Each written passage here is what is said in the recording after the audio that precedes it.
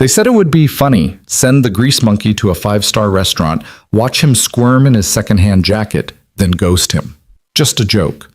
But when Nate Rowan walked into that gleaming dining room, oil still under his fingernails and hope still in his heart, nobody expected what would happen next. A little girl's voice cut through the laughter. "Mommy, I like him." And the woman who turned around wasn't just anyone. She was Elena Caldwell, daughter of the most powerful CEO in the city. What started as cruelty became the beginning of something nobody saw coming. Stay with me until the end of this story and drop a comment telling me what city you're watching from. I want to see how far this journey travels. The fluorescent lights of Martinez Auto Repair flickered as Nate Rowan wiped his hands on an already stained rag, the scent of motor oil and old coffee hanging thick in the air. It was 6:47 p.m. on a Friday, and the garage was finally quiet. The last customer had picked up their sedan an hour ago, and Nate had stayed late, the way he always did, making sure Mrs. Chen's brake pads were properly fitted.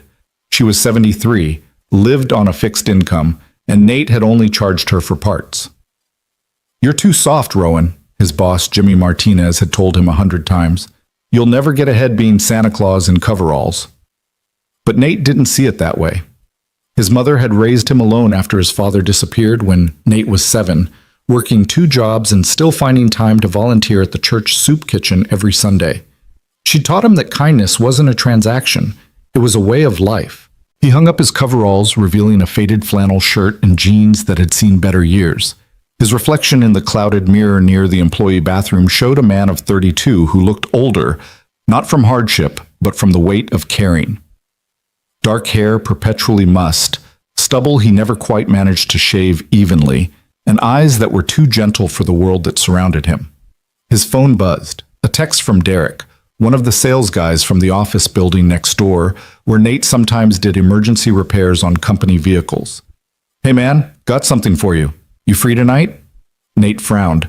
Derek wasn't exactly a friend, more like a colleague who occasionally tossed him extra work. They'd never texted outside of car troubles. "Depends." "What's up?" The response came quickly. "Remember how you mentioned you hadn't been on a date in like forever? We set something up for you. Blind date. Nice girl. 8 p.m. at Marcello's. You in?" Nate's stomach tightened. Marcello's. He'd driven past that restaurant 1,000 times. The one with the valet parking, the one where people wore suits that cost more than his monthly rent, the one where he absolutely did not belong. "That place is pretty fancy. I don't know if... Come on, man, she's expecting someone. You're a good guy. Just show up. Be yourself." 8 p.m. "I'll text you her name." Nate stared at his phone for a long moment. He hadn't been on a date since Michelle, and that had ended 2 years ago when she'd finally admitted that projects, her word for Nate, weren't what she wanted long term. She'd wanted ambition, upward mobility, weekend trips to wine country. Nate had offered her Tuesday dinners with his mother and Saturday mornings fixing neighbors' cars for free. But maybe Derek was right. Maybe it was time to try again. "Okay. Thanks, man. Her name's Rachel. Blonde. She'll be at the bar." Janet. 2 hours later, Nate stood in his cramped studio apartment, staring at his closet with the kind of desperation usually reserved for hostage negotiations. He owned 3 shirts that weren't work clothes. A button-down his mother had given him for his 30th birthday, white, slightly yellowed at the collar. A polo that had been his father's, forest green, a small hole near the hem, and a black sweater with a stretched neckline.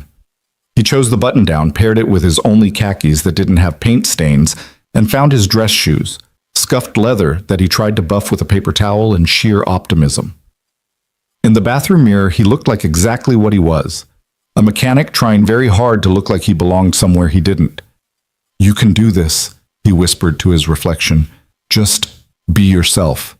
His mother's voice echoed in his head, something she'd told him when he was 16 and terrified before his first school dance.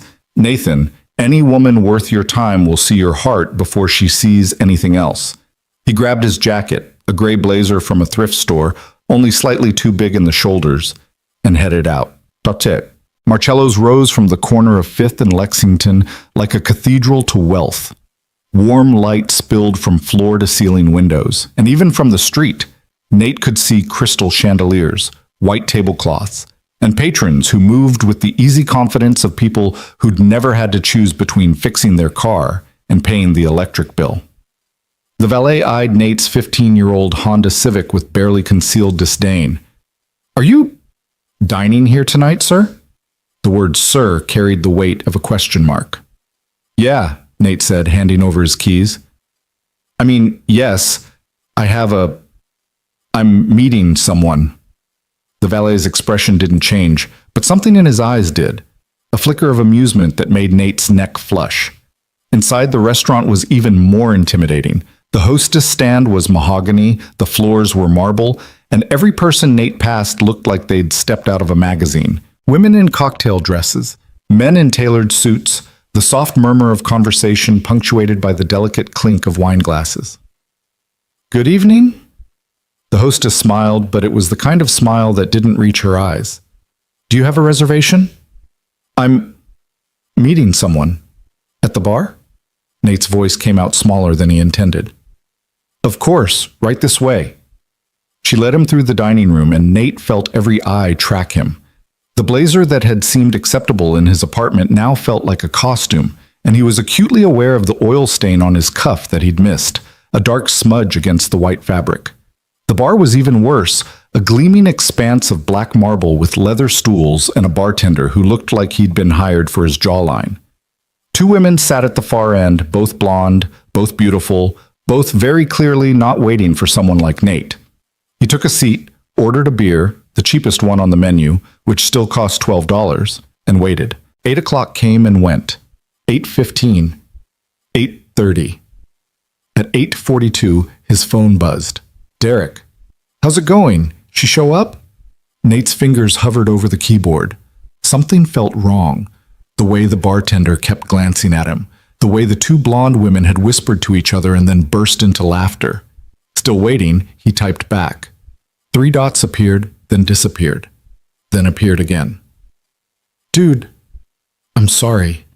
The guys, they were messing with you. There's no Rachel. It was supposed to be a joke." The words hit Nate like a physical blow. He read them again, then a third time, waiting for them to rearrange themselves into something less cruel, a joke. His hands trembled as he set the phone face down on the bar. He stared at his beer, half finished, $12 he couldn't really afford, and felt something crack inside his chest, not dramatically, not loud enough for anyone else to hear, but sharp and deep nonetheless. The bartender approached. "Can I get you anything else?"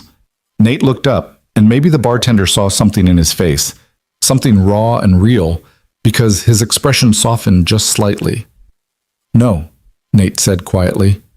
"I think I'm good." "You sure? Kitchen's still open if you want to order something." Nate glanced around the restaurant, at the couples laughing over pasta, at the business dinner happening in the corner, at the life happening all around him that he'd never quite been invited into.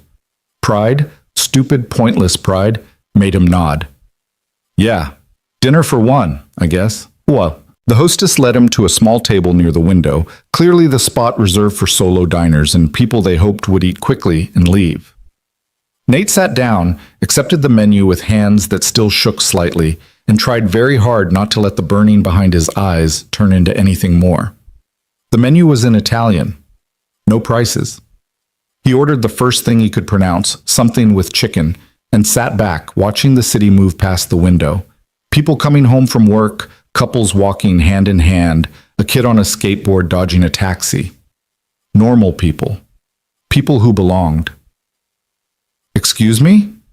Nate looked up. A little girl stood next to his table, maybe 5 years old, with dark curls and enormous brown eyes. She wore a purple dress with a sparkly unicorn on it, and she was staring at him with the unsettling intensity only children can manage. Hi," Nate said. "Are you sad?" The question was so direct, so completely unfiltered, that Nate couldn't help but smile, just a little. "Maybe a little bit," he admitted. "Why?" "Well," Nate glanced around for this child's parents, but saw no one approaching. "Sometimes grown-ups have bad days." The girl considered this with the seriousness of a judge. Then she nodded. "My mommy has bad days too, but then I hug her and she feels better. Before Nate could respond, a woman appeared, rushing over with the kind of controlled panic unique to parents who've lost track of their child in public. "Maya, I told you to stay at the... Oh my God, I'm so sorry." Nate looked up at her and forgot how to breathe. She was beautiful, but not in the polished, untouchable way of the other women in the restaurant. She was beautiful in the way of someone who'd forgotten to worry about it. Dark hair pulled back in a loose bun, minimal makeup, wearing a simple black dress that suggested elegance without trying. But it was her eyes that caught him. Exhausted, yes, but also kind. The eyes of someone who understood what it meant to have bad days. "It's okay," Nate managed. "She's fine." "Maya, you can't just walk up to strangers."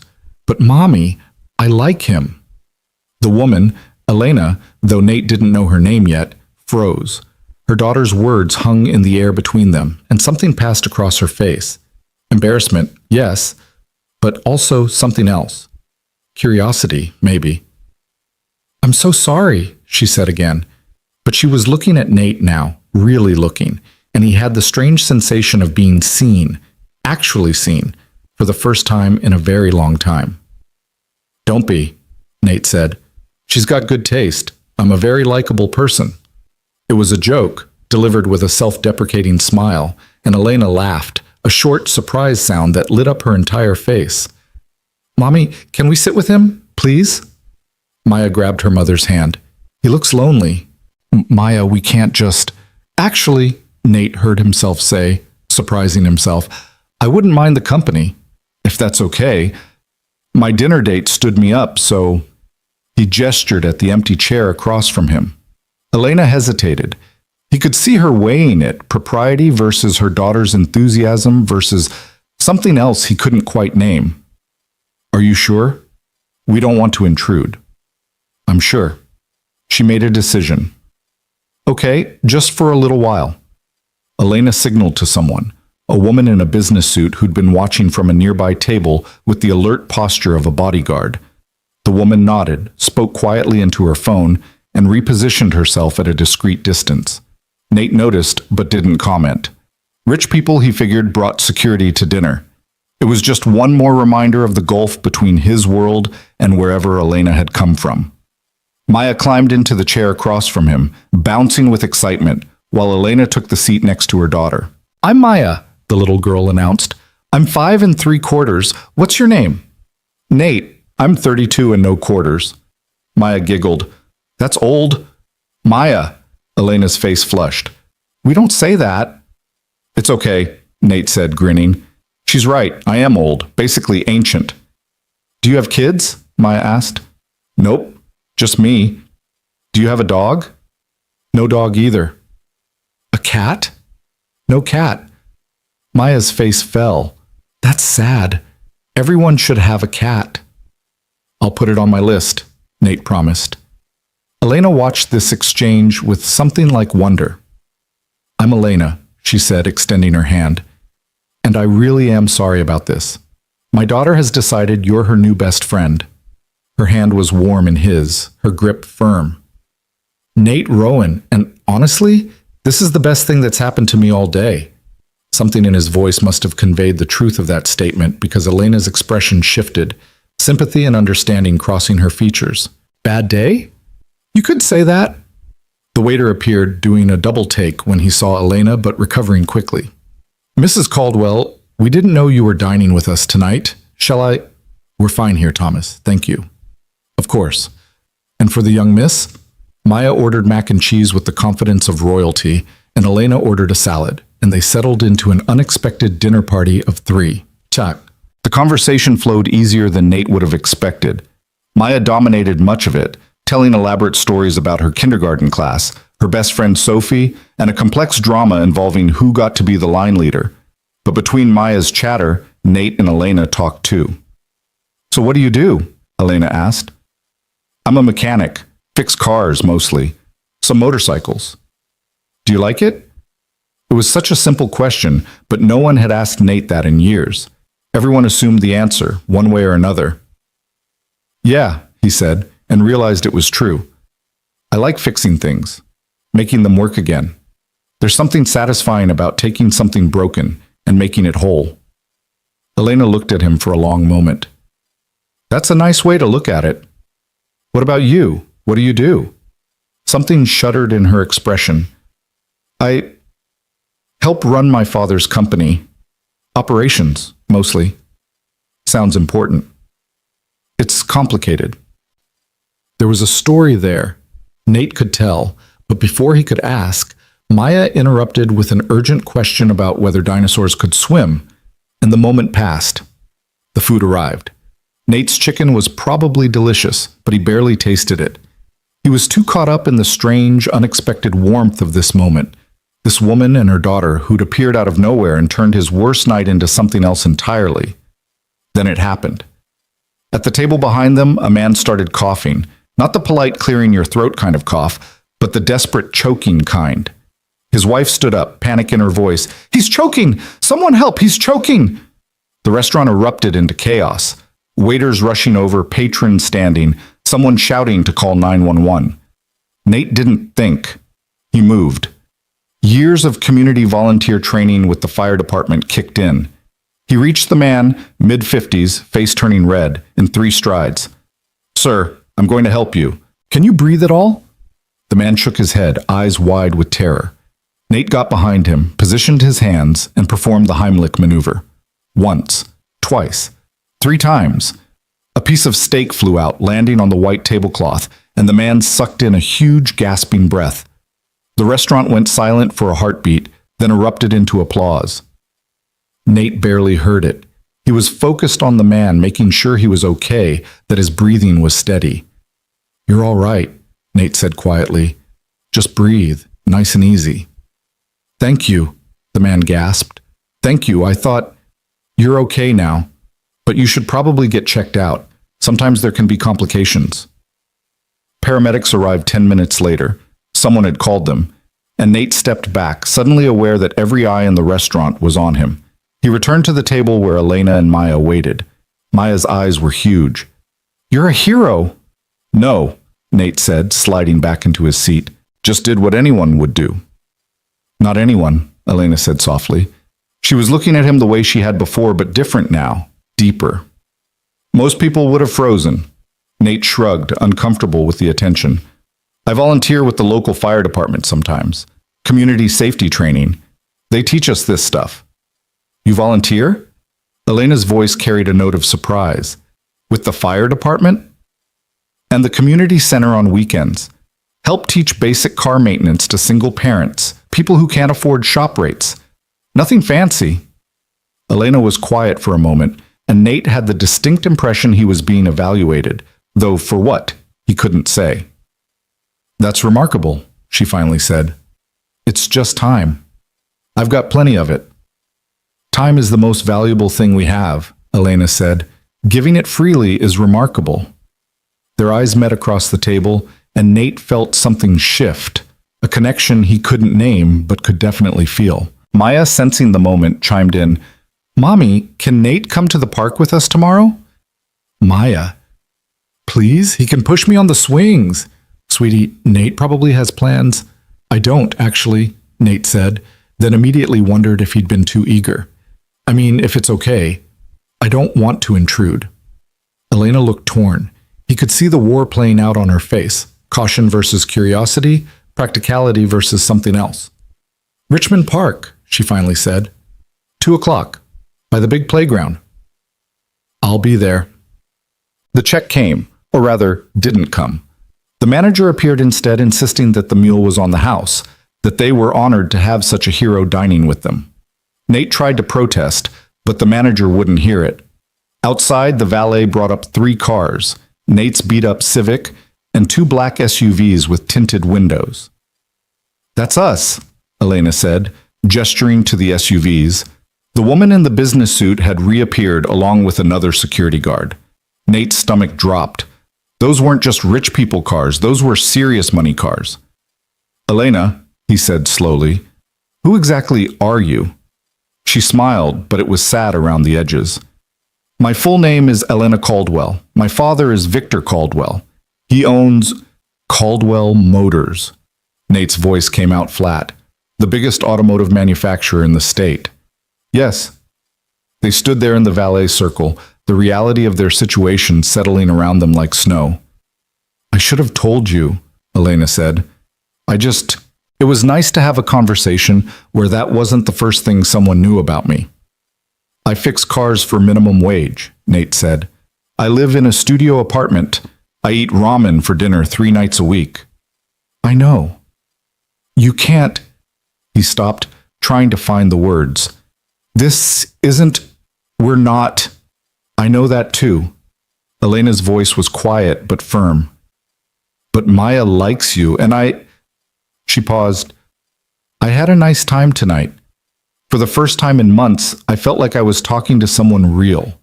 Someone who wasn't trying to get something from me or impress my father or position themselves for something. Tomorrow might not be a good idea. Maybe not. Elena opened the SUV door, helped Maya inside. Before she climbed in after her daughter, she turned back to Nate. But maybe it is. 2 o'clock, Richmond Park. If you show up, you show up. If you don't, she shrugged. Then this was a really nice dinner.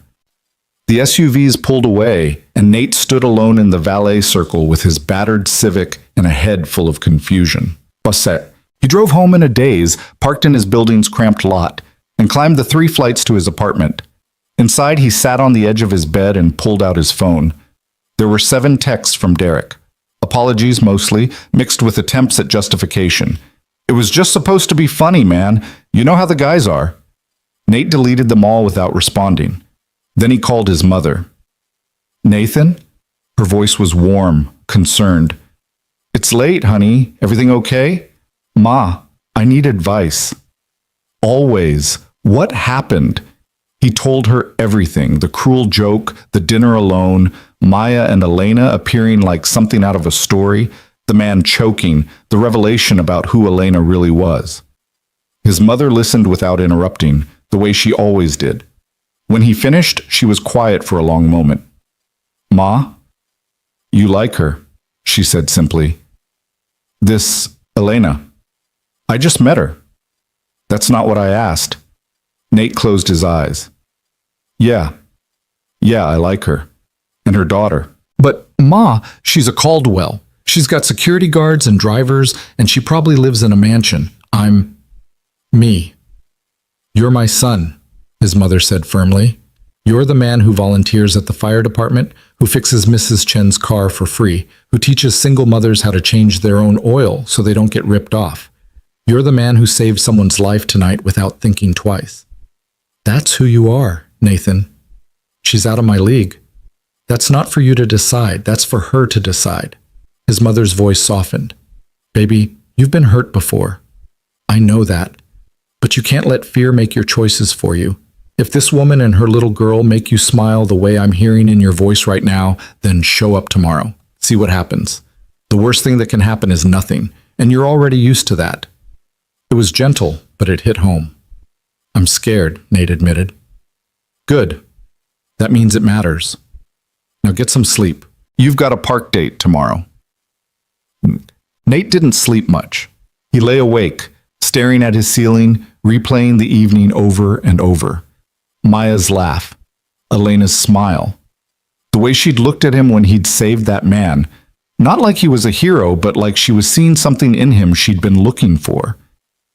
At 6 a.m., he gave up on sleep and went for a run. At 8, he cleaned his apartment, not that it was dirty, but he needed something to do with his hands. At 10, he showered and stood in front of his closet again. What did you wear to a park date with a woman whose family probably owned the park? He settled on jeans and a clean t-shirt, his least battered sneakers. Casual. Honest. Him. At 1:30, he got in his car. At 1:55, he pulled into Richmond Park's parking lot. The playground was at the center of the park, visible from the lot. Nate could see it, swings and slides and one of those elaborate jungle gym structures. And next to it, sitting on a bench, was Elena. She was alone except for the security guard hovering nearby, dressed in jeans and a light sweater, her hair down around her shoulders. She looked like any other mother waiting for her child to arrive, except Nate knew she wasn't. He sat in his car for a full minute, hands on the steering wheel, heart pounding. You can't let fear make your choices for you. He got out of the car. Elena saw him immediately. Her face lit up, actually lit up, and she stood, waving.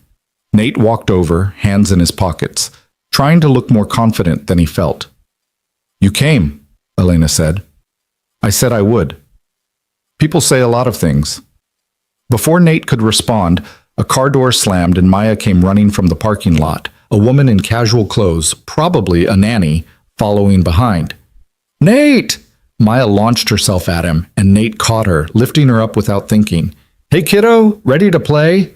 Yes, Mommy, can Nate push me on the swings? If he doesn't mind, I don't mind. And just like that, they were a unit, Nate, Elena, and Maya, walking toward the playground together. The security guard followed at a distance, and the nanny settled on a bench with a book. And for the next hour, Nate forgot about everything except the pure, uncomplicated joy of pushing a 5-year-old on a swing. Higher! Maya shrieked, laughing. Higher! Elena stood nearby, watching, and Nate was hyper-aware of her presence. The way she smiled when Maya laughed, the way she relaxed in increments, like someone remembering how to breathe. You're good with her, Elena said when Maya ran off to the slides. She's easy to be good with. Not everyone thinks so. Most of my father's colleagues' kids drive their nannies crazy. Maya's not like that. No, Elena agreed. She's not. She paused. Father wasn't like that either. There it was, the first mention of Maya's father. Nate waited, sensing this was important. He died, Elena said quietly. 2 years ago. Car accident. I'm sorry. David was good, really good, kind, like you. He and my father never got along. David worked in nonprofit development, didn't care about business or profits or any of the things my father valued. But he loved me, and he loved Maya, and that was enough. Nate heard the past tense, the weight of grief still present but tempered by time. After he died, my father tried to reorganize my life, moved us into his house, hired staff, put security on us. He said it was for Maya's protection, but really I think he was just trying to control something after losing David. And I let him because I was drowning and didn't know how to do it alone. But you're not drowning now. Elena looked at him. No, I'm not. But I'm also not living. I'm just existing, going through motions, attending board meetings and charity galas and doing everything my father expects while feeling like I'm disappearing a little more every day. What do you want? Nate asked. It was a simple question, but from the way Elena's eyes widened, no one had asked her that in a long time. I want... She stopped, looked at Maya on the slides. I want to feel real again. I want Maya to grow up around real people, not just staffers and business associates. I want mornings that aren't scheduled and evenings that don't require designer dresses. I want... She laughed, but it was hollow. I don't even know anymore. I've forgotten how to want things for myself. They sat on the bench together, watching Maya play, and Nate felt the weight of her words settle around them. For what it's worth, he said, you seem pretty real to me. That's because you don't know me. You don't know the person I've become in my father's world. Maybe, or maybe I'm seeing the person you still are underneath all that. Elena turned to look at him, and there was something vulnerable in her expression, something raw and hopeful and scared all at once. Why are you here, Nate? Really?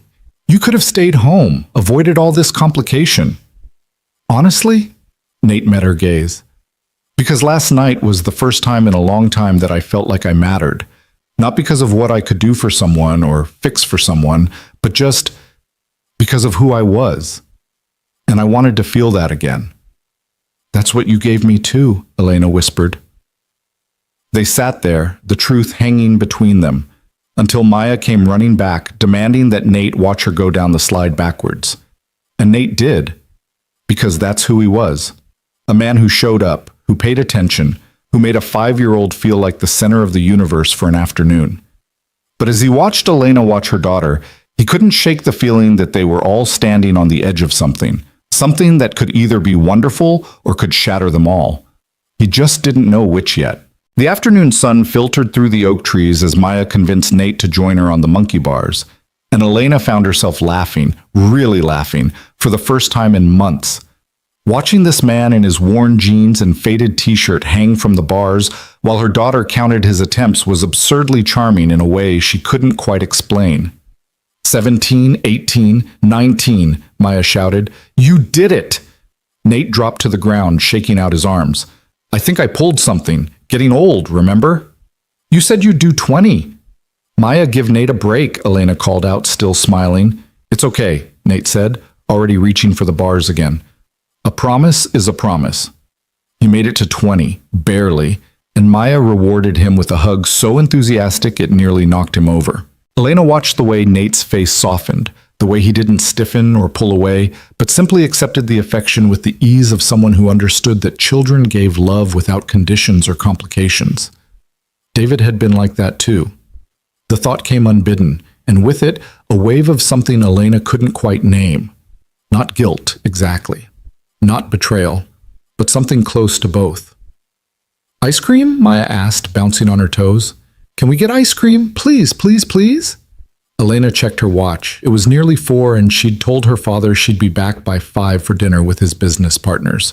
Another obligation, another performance. I don't think we have time, sweetie. Maya's face fell in that dramatic way only 5-year-olds could manage, and Nate caught Elena's eye. What if I walked with you guys? He offered. There's a place 2 blocks from here, Angelo's, best soft serve in the city. We could grab some and I could walk you back to your car after.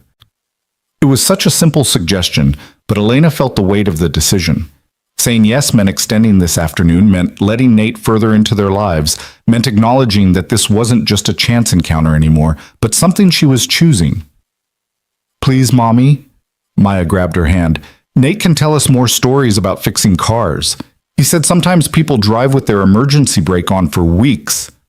Elena looked at Nate, who shrugged with a small smile that said the choice was entirely hers, that he'd understand either way. Okay, she said. Ice cream. But then we really do have to go. Maya cheered, and they started walking, the security guard maintaining his discreet distance behind them. The nanny had already left, her shift over, and it was just the 3 of them moving through the park like any other family on a Saturday afternoon. Except they weren't a family. They were a widow, her daughter, and a mechanic who'd stumbled into their lives through a cruel joke that had somehow become the opposite of cruelty. So you really had someone drive with their emergency brake on? Elena asked as they walked. For 3 weeks, Nate confirmed. Came in complaining about a burning smell and terrible gas mileage. I took one look, and there it was, brake engaged the whole time. Did you charge them extra for being ridiculous? Charged them for the brake pad replacement they needed and gave them a 5-minute lesson on dashboard warning lights. Sometimes people just don't know. Doesn't make them stupid. There it was again, that fundamental kindness that seemed woven into everything Nate did. Elena had spent the last 2 years surrounded by people who saw advantage in every interaction, who calculated the cost-benefit of every conversation. Nate simply helped people because they needed help. Angelo's was a small shop with a striped awning and a line of customers that spoke to its quality. They waited their turn, and Elena watched Nate interact with Maya, answering her endless questions about why ice cream melts, whether penguins eat ice cream, and what his favorite flavor was. Chocolate, he said. Classic. Reliable. You? Rainbow, Maya announced. With sprinkles. Of course with sprinkles. What kind of monster eats rainbow without sprinkles? Maya giggled, and Elena felt something crack open in her chest.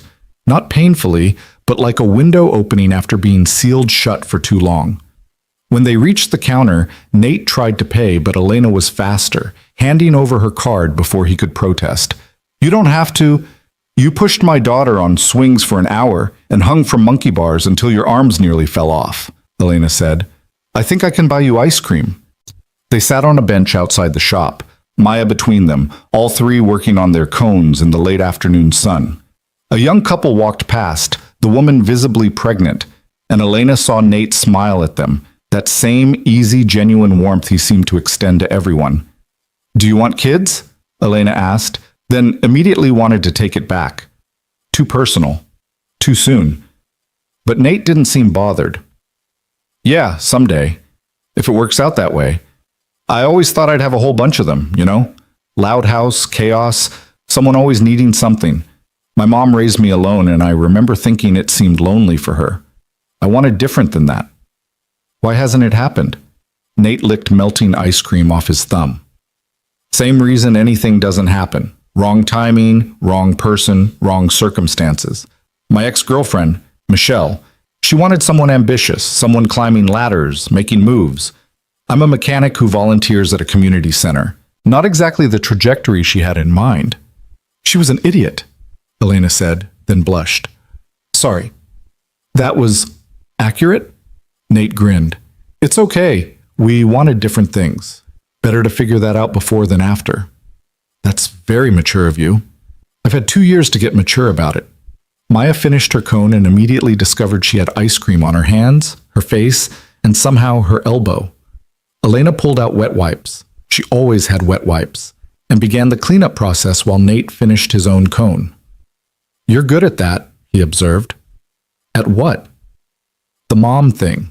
You make it look easy. Elena laughed, but it was hollow. It's not easy. Nothing about this is easy. I have a nanny, a housekeeper, my father's staff helping with everything, and I still feel like I'm drowning most days. But you do it anyway. Because what's the alternative? Give up? Let Maya grow up thinking her mother couldn't handle life without her father? Elena heard the bitterness in her own voice and tried to soften it. Sorry, that came out harsher than I meant. Don't apologize for being honest. They sat in silence for a moment, watching people pass by. A group of teenagers laughing too loud. An elderly man walking a tiny dog. The rhythm of a city on a Saturday afternoon. Can I ask you something? Nate said. Sure. Why did you sit with me last night? Really? Maya said she liked me, but you could have just smiled and moved on. You didn't have to stay. Elena considered the question, really considered it. Because you looked like I felt, she finally said. Alone in a room full of people, like you didn't quite fit anywhere. And I thought maybe, I don't know, maybe we could not fit together for a little while. Nate turned to look at her, and the intensity in his eyes made Elena's breath catch. I'm glad you stayed, he said quietly. Me too. Maya, oblivious to the moment happening above her head, jumped up. Can we see Nate again tomorrow? Maya, please? We could go to the zoo. Nate, do you like zoos? I love zoos, Nate said, but he was looking at Elena, making it clear the decision was hers. Elena's phone buzzed, a text from her father. Where are you? Dinner's at 5:30. The Matsudas are already here, sir. Reality crashed back in like a wave. The Matsudas, potential investors in Caldwell Motors' new electric line. Important people. People her father expected her to charm and impress while he talked business. I have to go, Elena said, standing abruptly. I'm sorry. I have this thing, dinner with my father's associates. It's okay. Nate stood too. I'll walk you to your car. They made their way back through the park, Maya chattering about the zoo and all the animals she wanted to show Nate, while Elena's mind raced ahead to the evening awaiting her.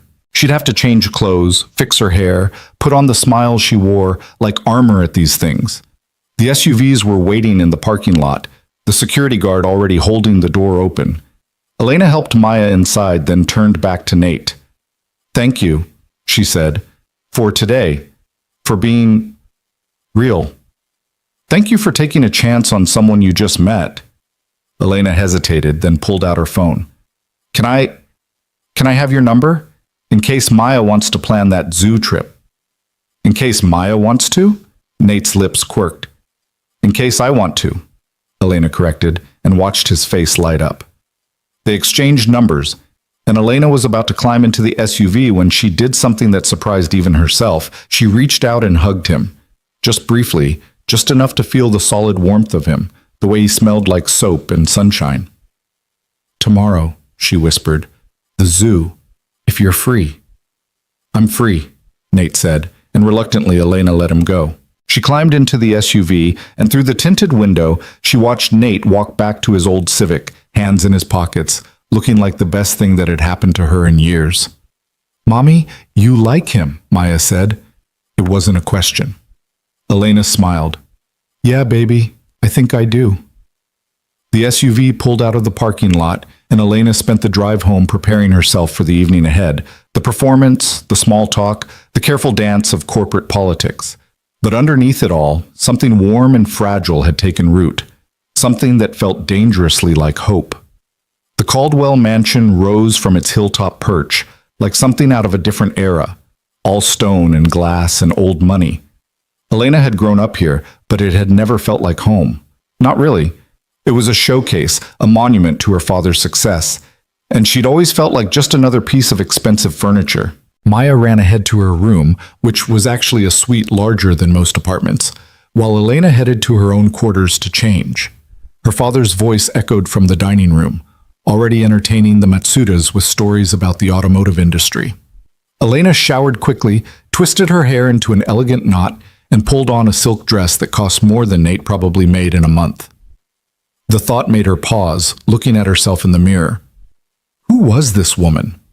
Not the one who'd spent the afternoon eating ice cream and watching monkey bar demonstrations. This was Elena Caldwell, daughter of Victor Caldwell, polished and perfect and utterly hollow. She applied makeup with practiced efficiency, added pearl earrings, and checked her reflection one final time. The transformation was complete. The woman in the mirror looked like she belonged at a corporate dinner party. The woman in the mirror looked nothing like herself. Elena! Her father's voice boomed up the stairs. They're waiting! She took a breath, put on her smile, and went downstairs. The Matsudas were lovely people, Mr. Matsuda kind and soft-spoken, his wife elegant and warm. They asked about Maya, complimented the house, and discussed their company's innovations in battery technology with genuine enthusiasm. Under different circumstances, Elena would have enjoyed the evening, but she couldn't stop thinking about Nate, about the way he'd looked at her in the park, like she was interesting rather than ornamental, about how easy it had been to talk to him, to simply exist without performance or pretense. Elena, Mr. Matsuda was asking about your work with the community outreach program, her father said, pulling her back to the conversation. Oh yes, we've been partnering with several schools to provide automotive training for at-risk youth.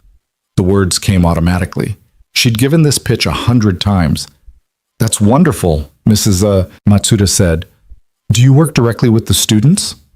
Elena opened her mouth to give her standard response, something about overseeing the program from an administrative level, but stopped.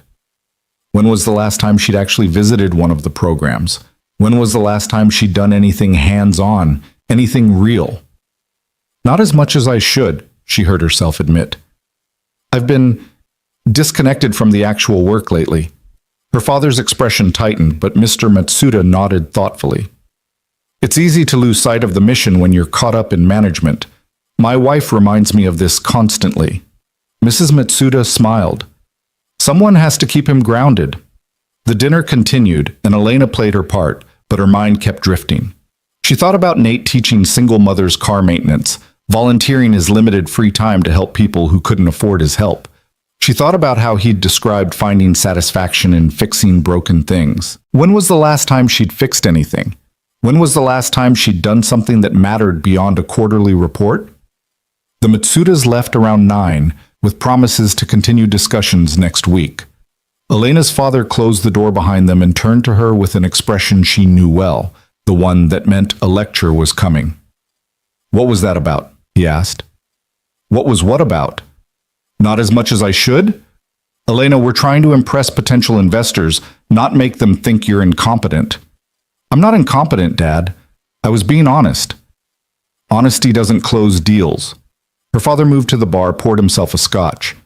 You've been distracted lately. Where were you this afternoon? You were supposed to be back by 5. I was at the park with Maya. Until 4:30? Elena felt a flare of irritation. She's 5 years old, Dad. She wanted to play. I let her play. With security? Of course with security. Her father studied her over his glass. There's something you're not telling me. Elena thought about lying, about keeping Nate's secret for just a little longer, but she was tired of hiding, tired of performing, tired of being less than honest about the one thing that had made her feel alive in months. I met someone, she said. The silence was immediate and heavy. Met someone, her father repeated slowly. What does that mean? It means I met someone. A man. At dinner last night. We spent the afternoon together. What kind of man? What's his background? He's a mechanic. Her father's expression didn't change, but Elena saw the muscle in his jaw tighten. A mechanic? Yes. And you brought this mechanic around my granddaughter?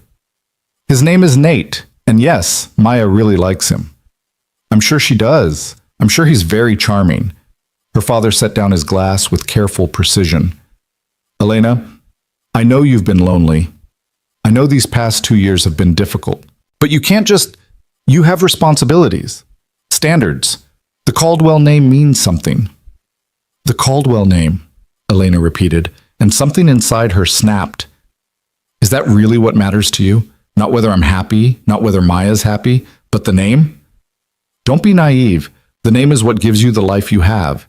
The security, the opportunities, the isolation, Elena interrupted, the constant surveillance, the feeling that I'm just another asset to be managed. That's not fair. Isn't it? Elena moved closer to her father, years of suppressed frustration bubbling up. When was the last time you asked me what I wanted? Not what the company needs, not what's best for the family legacy, but what I actually want for myself. I ask you all the time.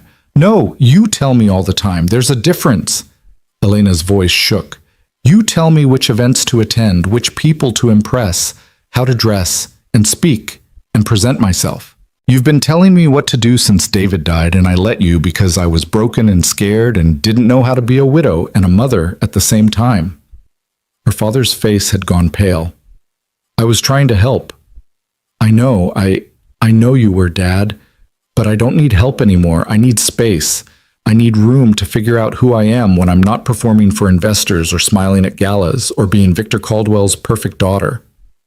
And you think some mechanic is going to help you figure that out? I think he already has, Elena said quietly. In one afternoon, he made me remember what it feels like to just be myself. No pressure, no expectations, just real. Her father was quiet for a long moment, staring into his scotch like it held answers. David was like that, he finally said. Real. I never understood what you saw in him. He had no ambition, no drive. He had kindness. He had integrity. He saw me, Dad. Not the Caldwell name, not the company legacy, just me. And look where that got him. The words hung in the air like poison, and Elena felt tears burn behind her eyes. That's not fair. Life isn't fair, Elena. It's cruel and random, and you can't control it. What you can control is who you let into your life, into Maya's life. You can't just trust anyone because they're nice to you in a park. I'm not just trusting anyone, I'm getting to know someone. Someone who makes me feel like myself again. Her father finished his scotch in one swallow. I want to meet him. What? This Nate. If he's going to be around my granddaughter, I want to meet him. Tomorrow. Bring him here for lunch. Elena's stomach dropped. The thought of Nate in this house, facing her father's interrogation, seemed like a disaster waiting to happen. Dad, I don't think... That's my condition, Elena. Either I meet him in a controlled environment where I can properly assess whether he's suitable for my family, or you stop seeing him. Your choice. It wasn't a choice at all, and they both knew it. But Elena wasn't the broken widow who'd moved back into her father's house 2 years ago. Something had shifted in her, something that had been sleeping and was now waking up. Fine, she said. Tomorrow, 1 o'clock. But Dad, if you try to intimidate him or buy him off or do any of your usual tactics, I will never forgive you. She left before he could respond, climbing the stairs to check on Maya. Her daughter was already asleep, still in her clothes from the park, one arm thrown over her stuffed elephant. Elena changed her gently into pajamas, kissed her forehead, and sat on the edge of the bed for a long moment. I'm trying to be brave, she whispered to her sleeping child. Like your dad was. Like Nate is. I'm trying. In her own room, Elena pulled out her phone and stared at Nate's number. She should call him, should warn him about what her father was like, should give him an out before things got complicated. But it was late, and she was exhausted, and maybe part of her wanted to see how Nate handled her father. David had never backed down from Victor Caldwell's intimidation tactics. He'd simply been himself, kind, honest, steady, and eventually her father had grudgingly accepted him. Could Nate do the same? Elena typed out a text. Change of plans for tomorrow. My father wants to meet you before the zoo. Lunch at my place, 1 p.m. I understand if that's too much too fast. No pressure. She hit send before she could overthink it, then sat waiting in the dark for a response that might not come. Her phone buzzed 3 minutes later. Address? I'll be there. Elena sent the address, then added, Fair warning, my father is protective and intimidating and wealthy in the kind of way that makes people uncomfortable. I fix cars for a living. Everything makes me uncomfortable. See you tomorrow. Elena smiled despite her anxiety and typed back a simple, Thank you. She lay in bed for a long time after that, staring at the ceiling, wondering what tomorrow would bring. Her father would try to buy Nate off or scare him away. She knew that with absolute certainty. The question was whether Nate would stand his ground or decide that getting involved with the Caldwell family was more trouble than it was worth. She couldn't blame him either way. Most people ran when they got close enough to see what her life really looked like. But something told her Nate wasn't most people. Across the city, in his studio apartment, Nate was having a similar crisis. He'd looked up the Caldwell mansion address, had seen it on the GPS perched on the hill like a castle. He'd looked up Victor Caldwell, too. Seen his net worth, his business empire, his reputation for ruthlessness in the boardroom. And tomorrow, Nate was going to walk into that man's house and have lunch. He called his mother again. Nathan, it's midnight. I know, Ma. I'm sorry. Elena's father wants to meet me tomorrow. His mother was suddenly very awake. Victor Caldwell? The Victor Caldwell? Yeah. Oh, baby. Yeah. What are you going to do? Nate laughed, but it was shaky. Show up, I guess. Be myself. Hope that's enough. Yourself is always enough, his mother said firmly. But Nathan, you need to be prepared. Men like Victor Caldwell don't accept people like us easily. They think money equals worth, and they protect their families fiercely. Elena thinks he's going to try to buy me off. He probably will. The question is what you'll do when he does. Nate was quiet for a long moment. I like her, Ma. I really like her. And Maya. They make me feel like I matter. Then you show up tomorrow and you stand your ground. You be the man I raised, honest, kind, and unshakable. You show Victor Caldwell that his daughter chose someone worth choosing. And if he doesn't accept that, then you decide if Elena's worth fighting for. After they hung up, Nate tried to sleep but couldn't. He kept imagining tomorrow walking into that mansion, facing a man who probably saw him as a threat or a gold digger or just someone so far beneath his daughter it was laughable. But he also imagined Maya's laugh, Elena's smile, the way she'd looked at him in the park like he was someone special. That was worth fighting for. He'd show up tomorrow and be exactly who he was, a mechanic who volunteered at community centers, who saved people choking in restaurants, who made a 5-year-old believe in the goodness of strangers. If that wasn't enough for Victor Caldwell, then it wasn't enough. But Nate had a feeling it would be enough for Elena. And right now, that was all that mattered. Sunday morning arrived with the kind of cruel sunshine that seemed to mock Nate's nervousness. He'd been awake since 5, had already gone for a run, showered twice, and was now standing in front of his closet having what could only be described as a breakdown over clothing. The button-down from Friday night hung there, freshly washed, still bearing the memory of humiliation and unexpected joy. His other options weren't much better, a polo that seemed too casual for meeting a billionaire CEO, and a sweater that made him look like someone's youth pastor. He chose the button-down, paired it with his best khakis, and spent 20 minutes trying to get his hair to cooperate before giving up and accepting that he'd always look slightly rumpled no matter what he did. At 11:30, he got in his Civic and started the drive to the Caldwell mansion. The GPS led him up increasingly expensive streets, past houses that grew larger and more imposing with each block, until finally directing him through iron gates that probably cost more than his car. The driveway alone was longer than his street. Manicured lawns stretched in every direction, and the mansion, rose at the end of the drive like something out of a movie. Stone and glass and intimidation. Nate parked his battered Civic next to what he was pretty sure was a Bentley and sat for a moment, hands gripping the steering wheel. "You can do this," he whispered to himself. "You saved a man's life on Friday. You can survive lunch with a CEO." The logic didn't help his racing heart, but he got out of the car anyway. The front door opened before he could knock, and a woman in a crisp uniform, an actual uniform, like butlers wore in old movies, greeted him with a professional smile. "Mr. Rowan, Mrs. Caldwell is expecting you. Please come in." Nate stepped into a foyer that could have fit his entire apartment twice over. Marble floors, a chandelier that probably required its own insurance policy, and a sweeping staircase that belonged in a palace. "If you'll follow me." She led him through hallways lined with art that Nate suspected was original and worth more than he'd make in a lifetime, past rooms he only glimpsed, a library, a sitting room, something that might have been a ballroom, until they reached a set of glass doors opening onto a terrace. And there, at a table set for four, sat Victor Caldwell. He was exactly what Nate had expected. Mid-60s, silver hair perfectly styled, wearing casual clothes that probably cost a month of Nate's salary, and radiating the kind of power that comes from decades of making decisions that shaped industries. He stood as Nate approached, and his handshake was firm enough to send a message without being overtly aggressive.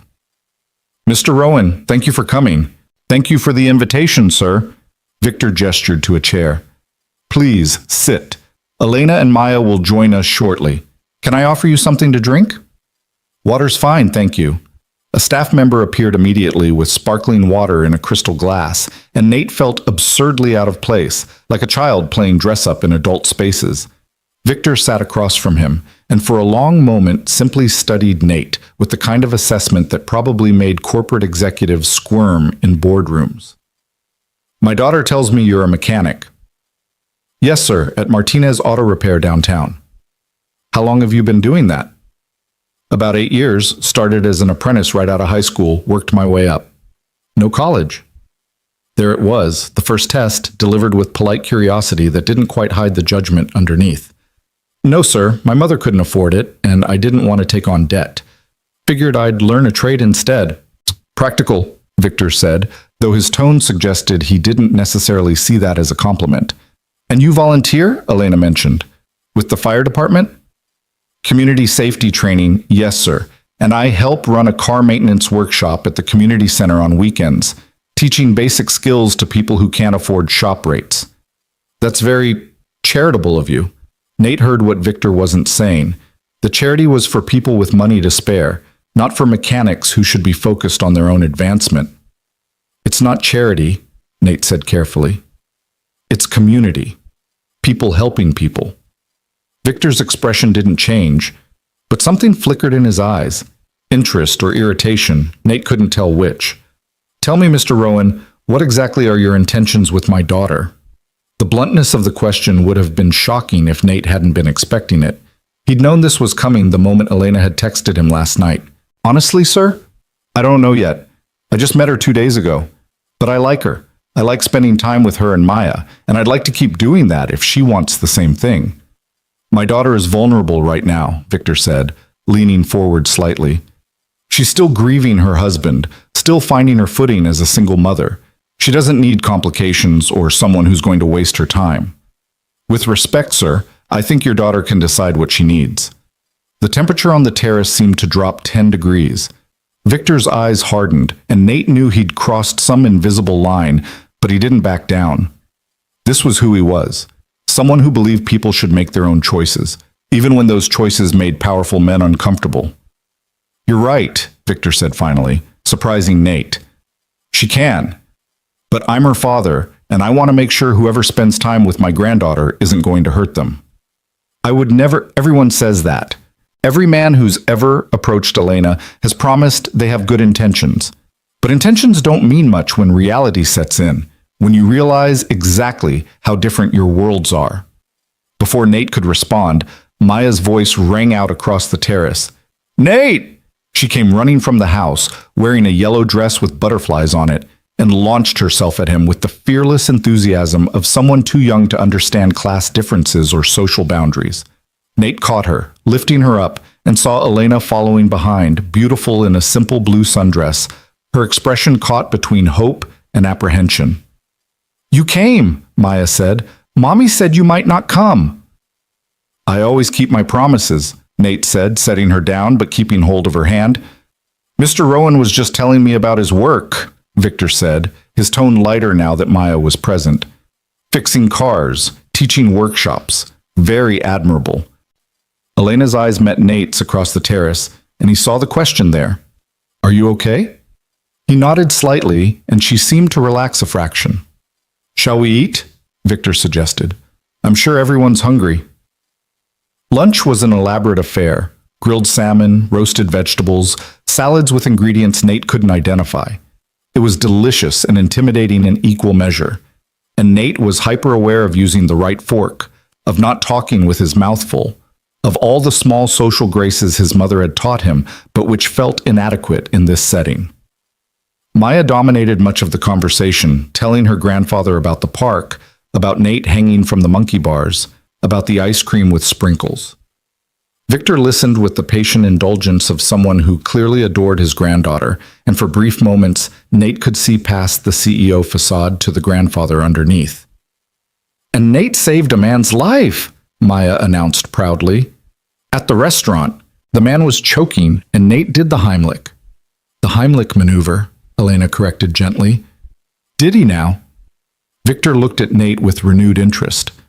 "Elena mentioned something about that. Where did you learn emergency response?" "Community volunteer training through the fire department. They teach basic first aid, CPR, emergency response. I've been doing it for about 5 years now." "Why?" It was a simple question, but Nate sensed it carried weight. "Because I can," Nate said. "I have time and ability, and my neighborhood doesn't have the resources some other places do. Someone needs to know this stuff, and I figured it might as well be me." Victor was quiet for a moment, cutting his salmon with precise movements. "My company has a community outreach program, automotive training for at-risk youth. Are you familiar with it?" "I've heard of it, yes, sir." "It's mostly administrative at this point, numbers on paper, grants, and funding.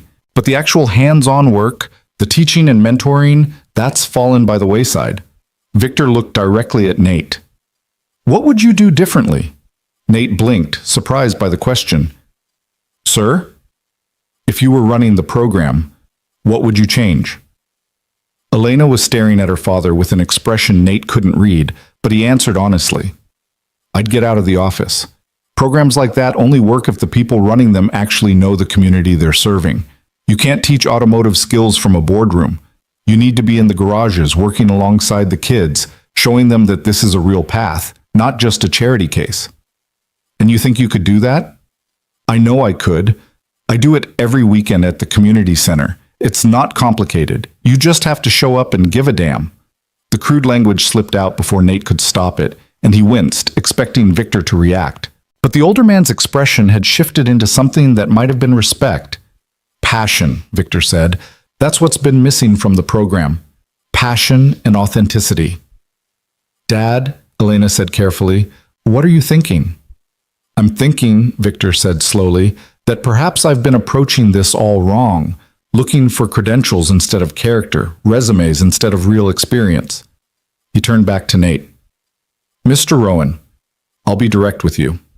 When Elena told me she'd met a mechanic, my first instinct was to protect her from what I assumed was either a gold digger or someone too far beneath her station to be suitable. I made assumptions based on class and circumstance." "Dad," Victor held up a hand. "Let me finish. I was wrong to make those assumptions without meeting you first. I can see that you're genuine, that you care about my daughter and granddaughter, and I can see that you have skills and experience that could genuinely benefit our community programs." Nate didn't know where this was going, but his stomach tightened with anticipation. "However," Victor continued, "I'm also a realist. The world Elena lives in is complicated. There are social expectations, security concerns, media attention. Dating a Caldwell comes with pressures most people can't handle. I'm not most people. Perhaps not. But I need to know you understand what you'd be signing up for." Victor's expression was serious now, all business. "If you continue seeing my daughter, there will be photographers, gossip columnists, People making assumptions about your motives. Can you handle that? Nate thought about it, really thought about it. He imagined his face in tabloids, people at the shop asking questions, his mother dealing with reporters. It sounded awful. But then he looked at Elena, at the way she was watching him with held breath and fragile hope, and at Maya, who was building a tower out of sugar packets, completely oblivious to the adult tension around her. I can handle anything, Nate said quietly, as long as the person I'm handling it for is worth it, and your daughter is worth it. Elena's eyes filled with tears, and she reached across the table to take Nate's hand. The gesture was simple, but in that moment, in front of her father, it felt like a declaration. Victor saw it too. His expression flickered, surprise, concern, and something that might have been resignation. Very well, he said. Then I have a proposal for you, Mr. Rowan. Sir? I'd like to offer you a position, Director of Community Engagement for Caldwell Motors Outreach Program. You'd be responsible for revitalizing our automotive training initiatives, building relationships with community centers and schools, developing curriculum. Real, hands-on work. Nate's mind went blank. What? It would come with a salary commensurate with the position, of course. Office space, resources, a team, everything you'd need to actually make a difference instead of just teaching weekend workshops. It was a dream offer, the kind of opportunity Nate had never even let himself imagine. But something about the timing, about the way Victor was watching him, set off alarm bells. That's incredibly generous, Nate said slowly. But I have to ask, is this offer genuine, or is this a test? Victor's eyebrows rose. A test? To see if I'm after Elena for money. To see if I'll take your offer and disappear, or if I'll refuse on principle and prove I'm not interested in your family's wealth. Nate met Victor's eyes directly. Because either way, it feels like a trap. The silence that followed was deafening. Elena's hand tightened on Nate's, and Maya had stopped playing with her sugar packets, sensing the shift in atmosphere even if she didn't understand it. Then Victor laughed, a genuine, surprised sound. You're smarter than I gave you credit for, he said. Yes, Mr. Rowan, it's a test, but not the one you think. I'm not trying to buy you off or scare you away. I'm trying to see if you're someone who can be part of this family, someone who can hold their ground under pressure, who can see manipulation and call it out, who won't be pushed around by money or power. And? Nate's voice was steady despite his racing heart. And you passed. Victor sat back in his chair. The offer is genuine, by the way. Whether you date my daughter or not, Caldwell Motors could use someone with your passion and community connections. But I need to know you won't take the job just to get close to Elena, and I need to know you won't refuse it just to prove you're not after our money. That's a hell of a position to put someone in, Nate said. Welcome to my world, Mr. Rowan. Nothing is simple when you're a Caldwell. Elena stood abruptly, her chair scraping against the stone terrace. Can I speak to you privately, Dad? It wasn't a request. Victor stood, and they walked to the far end of the terrace, their voices too low for Nate to hear, but their body language clear enough. Elena was angry, gesturing sharply, while Victor maintained his calm CEO demeanor. Maya climbed into Nate's lap. Are they fighting about you? Maybe a little bit. Grandpa fights with everybody, Maya said matter-of-factly. But Mommy always wins. Nate wasn't so sure about that, but he appreciated Maya's confidence. The conversation between Elena and Victor lasted several minutes, their voices rising and falling, until finally Elena walked back to the table with Victor following. Nate, Elena said, her voice tight, you don't have to accept my father's offer. You don't have to prove anything to him or to me. If you want to keep working at Martinez's shop and seeing me on weekends, that's enough. More than enough. But, Victor interrupted, if you do accept, I want to be clear about something. This isn't charity and it's not a test. It's a genuine opportunity for someone who clearly has the passion and skills we've been lacking. Whether you date my daughter or not, the offer stands. Nate looked between them, Elena fierce and protective, Victor calculated but sincere, and Maya completely oblivious, still building her sugar packet tower in his lap. Can I think about it? Nate asked. The job offer, I mean. It's a big decision, and I don't want to make it impulsively. Of course, Victor said. Take your time. The program isn't going anywhere. But, Nate continued, I don't need to think about Elena, about whether I want to keep seeing her. That answer's yes, regardless of jobs or money or complications.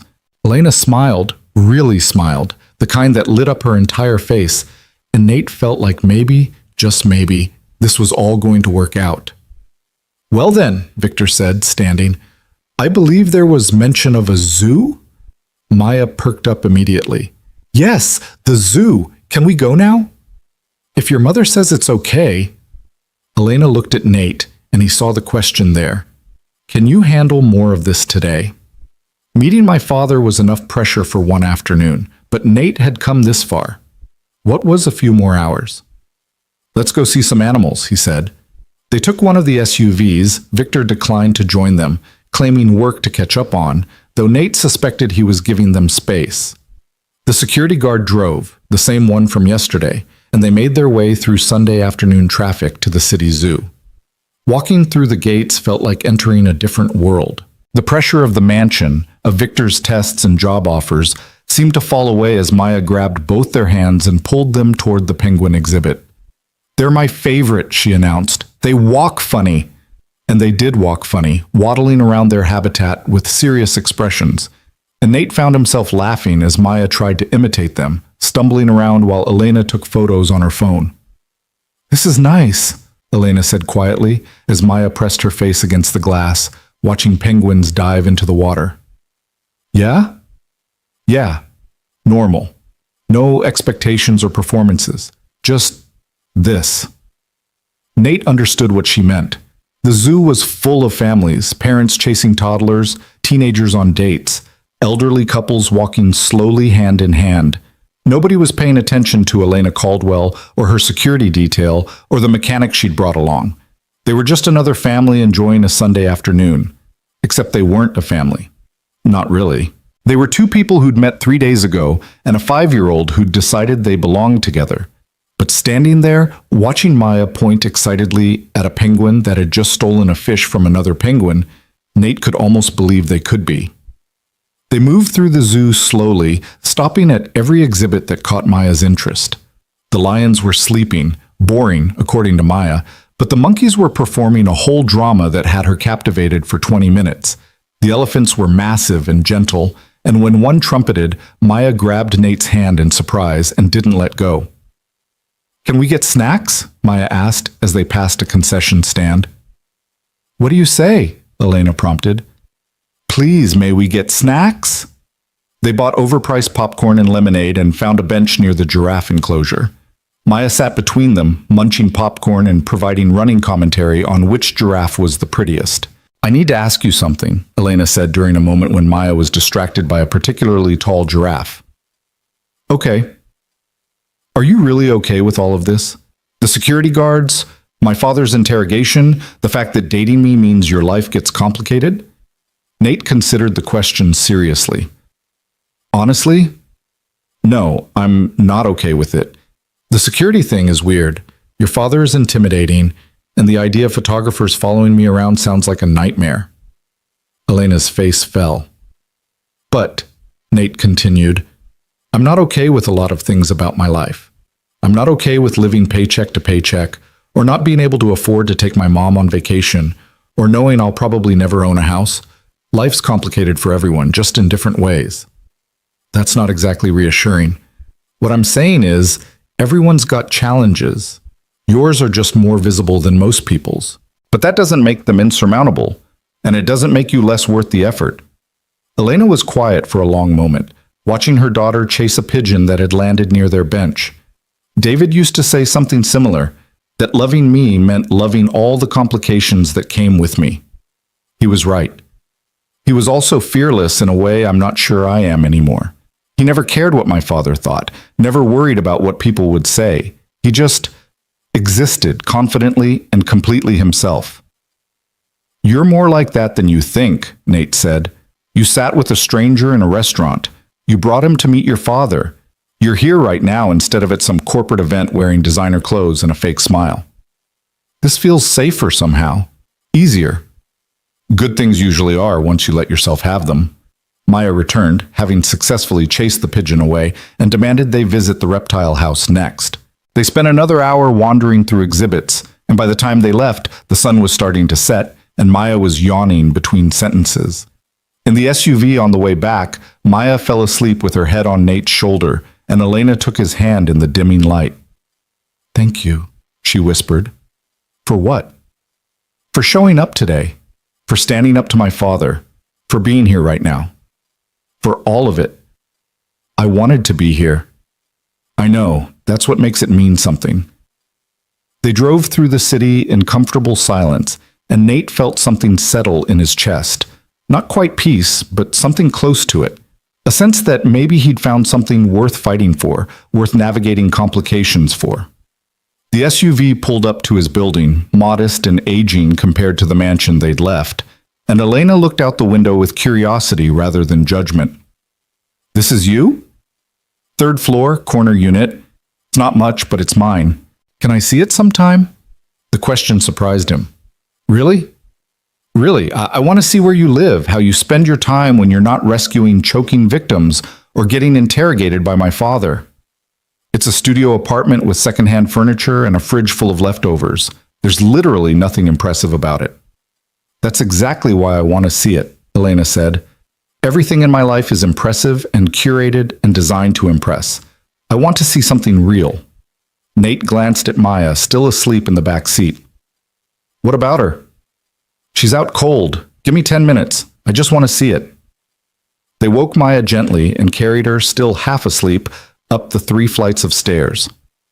The security guard followed at a discreet distance, and Nate unlocked his door, feeling suddenly self-conscious about every stain on the carpet, every scratch on the secondhand coffee table. But Elena didn't seem to notice or care. She looked around his small space, the pull-out couch that served as his bed, the tiny kitchen with dishes drying in the rack, the shelf of books about car engines and community organizing, the photos of his mother scattered throughout, and smiled. "It's perfect," she said. "It's a dump. It's honest." Elena set Maya down on the couch, where the little girl immediately curled up and went back to sleep.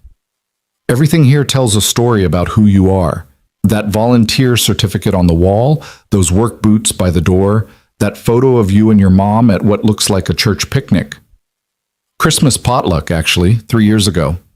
Elena picked up the photo, studied it. "You look happy." "I was. I am, mostly. It's not perfect, but it's mine." "That's what I want," Elena said softly, setting the photo back down. "Not perfection, just something that feels mine, not curated by my father or expected by society or designed for appearances." Nate moved closer to her, close enough to smell her perfume, something light and expensive that somehow didn't seem out of place in his shabby apartment. "You can have that," he said. "You just have to choose it." "I'm trying to." Elena looked up at him, and there was vulnerability in her eyes that made Nate's chest tight. "I'm choosing right now, standing here with you." They stood there in his small living space, close but not touching, while Maya slept on the couch and the city hummed outside the windows. The moment felt fragile, like something that could shatter if they moved too quickly or spoke too loudly. "I should go," Elena finally said, though she didn't move. "It's getting late, and Maya needs her bed." "Okay, but I'll call you tomorrow, after I deal with whatever fallout is coming from today." "Fallout?" "My father rarely accepts being challenged. There will be consequences, questions, probably another interrogation about my choices."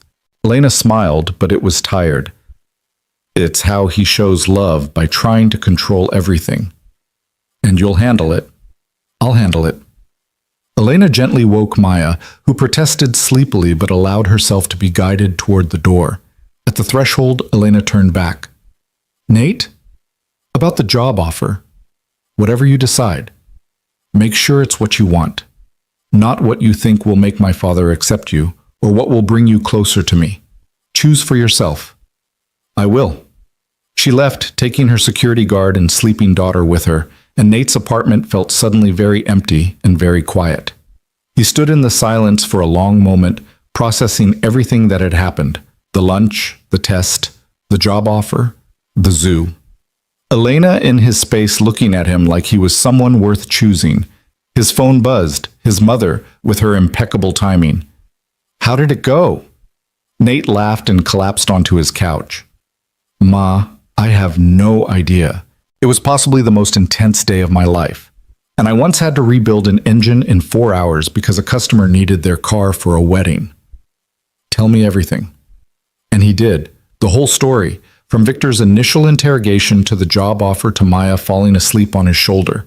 His mother listened without interrupting, and when he finished, she was quiet for a long moment. Nathan, do you love her? The question caught him off guard. Ma, it's been 3 days. That's not what I asked. Nate closed his eyes, thought about Elena's smile, the way she'd looked at his apartment like it was something precious, the trust in her eyes when she'd asked if he was really okay with all the complications. I could, he admitted. I could love her, easily. Then everything else is just details, his mother said simply. You figure out the job, the father, the security guards, all of it. But if you love her, or could love her, then you fight for it. It's not that simple. It never is, baby, but the best things never are. After they hung up, Nate lay on his couch in the dark, staring at the ceiling and trying to imagine what came next. Tomorrow he'd have to decide about the job offer, navigate whatever new complications arose, figure out how to date someone whose world was so far removed from his own. But tonight, he just let himself feel the warmth of possibility, the hope that maybe something good was finally happening in his life. Across the city, Elena carried a sleeping Maya into the mansion and up to bed. Her father was waiting in the hallway, and she braced herself for whatever lecture was coming. But Victor just looked at her, really looked at her, and said quietly, "You're happy." It wasn't a question. "I am," Elena admitted. "He's good with her. With Maya." "Yes." Victor nodded slowly. David would have liked him, I think. It was the highest compliment her father could give, and Elena felt tears prick her eyes. "Yeah, Dad, I think he would have." "But Elena, I know, it's complicated, it's fast, it's possibly a disaster waiting to happen, but I'm doing this, with or without your approval." Victor smiled, and it was sad around the edges. "You already have it. I just hope you both know what you're getting into." "We don't," Elena said honestly. "But I think that's okay. Not everything needs to be planned and controlled." She kissed her father's cheek and went to her room, where she lay in bed thinking about Nate's apartment, about the way he'd stood his ground against her father, about the feeling of his hand in hers at the zoo. Tomorrow would bring new challenges. But tonight, she let herself hope. And somewhere in the middle of the city, that hope existed in 2 places at once, in a mansion on a hill and in a studio apartment with secondhand furniture. Different worlds, same feeling. Maybe that was enough. Monday morning arrived with the weight of decision-making. Nate had barely slept, his mind cycling through Victor's job offer from every possible angle. At 6 a.m., he gave up on rest and headed to the garage early, finding comfort in the familiar smell of motor oil and the mechanical predictability of engines. Jimmy was already there, coffee in hand, reviewing the day's schedule. He looked up when Nate entered, eyebrows rising. "You look like hell, Rowan. Rough weekend?" "You could say that." Nate grabbed his coveralls from the hook. "Got offered a job yesterday." "Yeah? Doing what?" "Director of Community Engagement for Caldwell Motors, running their outreach programs, automotive training for at-risk youth, real salary, benefits, the whole thing." Jimmy whistled low. "Caldwell Motors? That's major league, man. How'd you even get on their radar?" Nate hesitated, then decided honesty was simpler than trying to construct a believable lie. "I'm seeing Victor Caldwell's daughter. Sort of, it's complicated." Jimmy nearly spit out his coffee. "You're what? Since when? How?" "Since Friday night. And it's a long story involving a cruel prank, a blind date that wasn't real, and a 5-year-old who decided I was worth keeping around." "This is the best thing I've heard all month," Jimmy said, leaning against the workbench with undisguised glee. "Nate Rowan, dating a billionaire's daughter. Does she know you eat ramen for dinner 3 nights a week?" "She's been to my apartment, so yeah, probably figured that out." Jimmy's expression shifted from amusement to something more serious. So what's the problem? Take the job, date the girl, live the dream. The problem is, I don't know if he's offering me the job because I'm qualified or because he wants to control his daughter's life. And I don't know if taking it means I'm selling out or if refusing it means I'm being stubborn and stupid. That's a hell of a position to be in. Yeah. They worked in silence for a few minutes, Nate focusing on an oil change that required exactly 0 mental energy, letting his hands do familiar work while his brain continued its endless loop of pros and cons. "Can I give you some unsolicited advice?" Jimmy finally said. "Do I have a choice?" "Not really. Look, I've known you for 8 years. You're the guy who stays late to make sure Mrs. Chen's breaks are perfect, who teaches free workshops on your day off, who volunteers with the fire department because you think it matters. You do all that on a mechanic's salary with 0 recognition. Your point? My point is, imagine what you could do with actual resources, with a real budget, a team, connections to schools and community centers. You're already doing the work. This would just let you do it bigger and better. But what if it's a trap? What if Victor Caldwell is manipulating you? What if it doesn't work out with his daughter and everything gets awkward?" Jimmy shook his head. "Nate, you can what if yourself out of every opportunity that comes your way. Or you can take a chance and see what happens. When did you get so wise?" "I've always been wise. You just never listen." Nate's phone buzzed in his pocket. A text from Elena. "Morning, can you talk?" He stepped outside into the alley behind the shop, the morning sun already warming the asphalt, and called her. She answered on the first ring. "Hi." "Hi yourself, everything okay?" "Define okay." Elena's voice carried a thread of tension. "My father spent breakfast listing all the reasons why I should be careful with you. My assistant just informed me that there's already gossip circulating about us among the board members. And I have 3 meetings today where I know people are going to ask intrusive questions. I'm sorry." "Don't be. I expected it. This is what happens when you're a Caldwell. Your private life becomes public property." She paused. "Have you thought about the job offer?" "I've thought about nothing else since yesterday." "And?" Nate leaned against the brick wall, watching a stray cat pick its way through the alley. "I want to say yes. The work itself is exactly what I've been doing anyway, just with actual support and resources. But I'm terrified of what it means. Whether I'm selling out, whether people will think I'm using you to climb some ladder, whether your father will use it to control things between us. Those are valid concerns. But maybe they're also excuses." Elena's voice was gentle but firm. "Nate, I've watched you with Maya, seen how you talk about your volunteer work, heard the passion in your voice when you describe teaching someone to change their own oil. This job would let you do that on a scale that actually matters. Don't turn it down because you're afraid of what people will think. Even if what they think is that I'm with you for your money, let them think whatever they want. I know the truth. You know the truth. That's what matters." Nate closed his eyes, feeling the morning sun on his face, and made his decision. "Okay, I'll do it, but on one condition." "What's that?" "Your father and I need to have a conversation, a real one, not a test or an interrogation. I need to know that if things don't work out between you and me, I still have this job. I need the separation to be clear."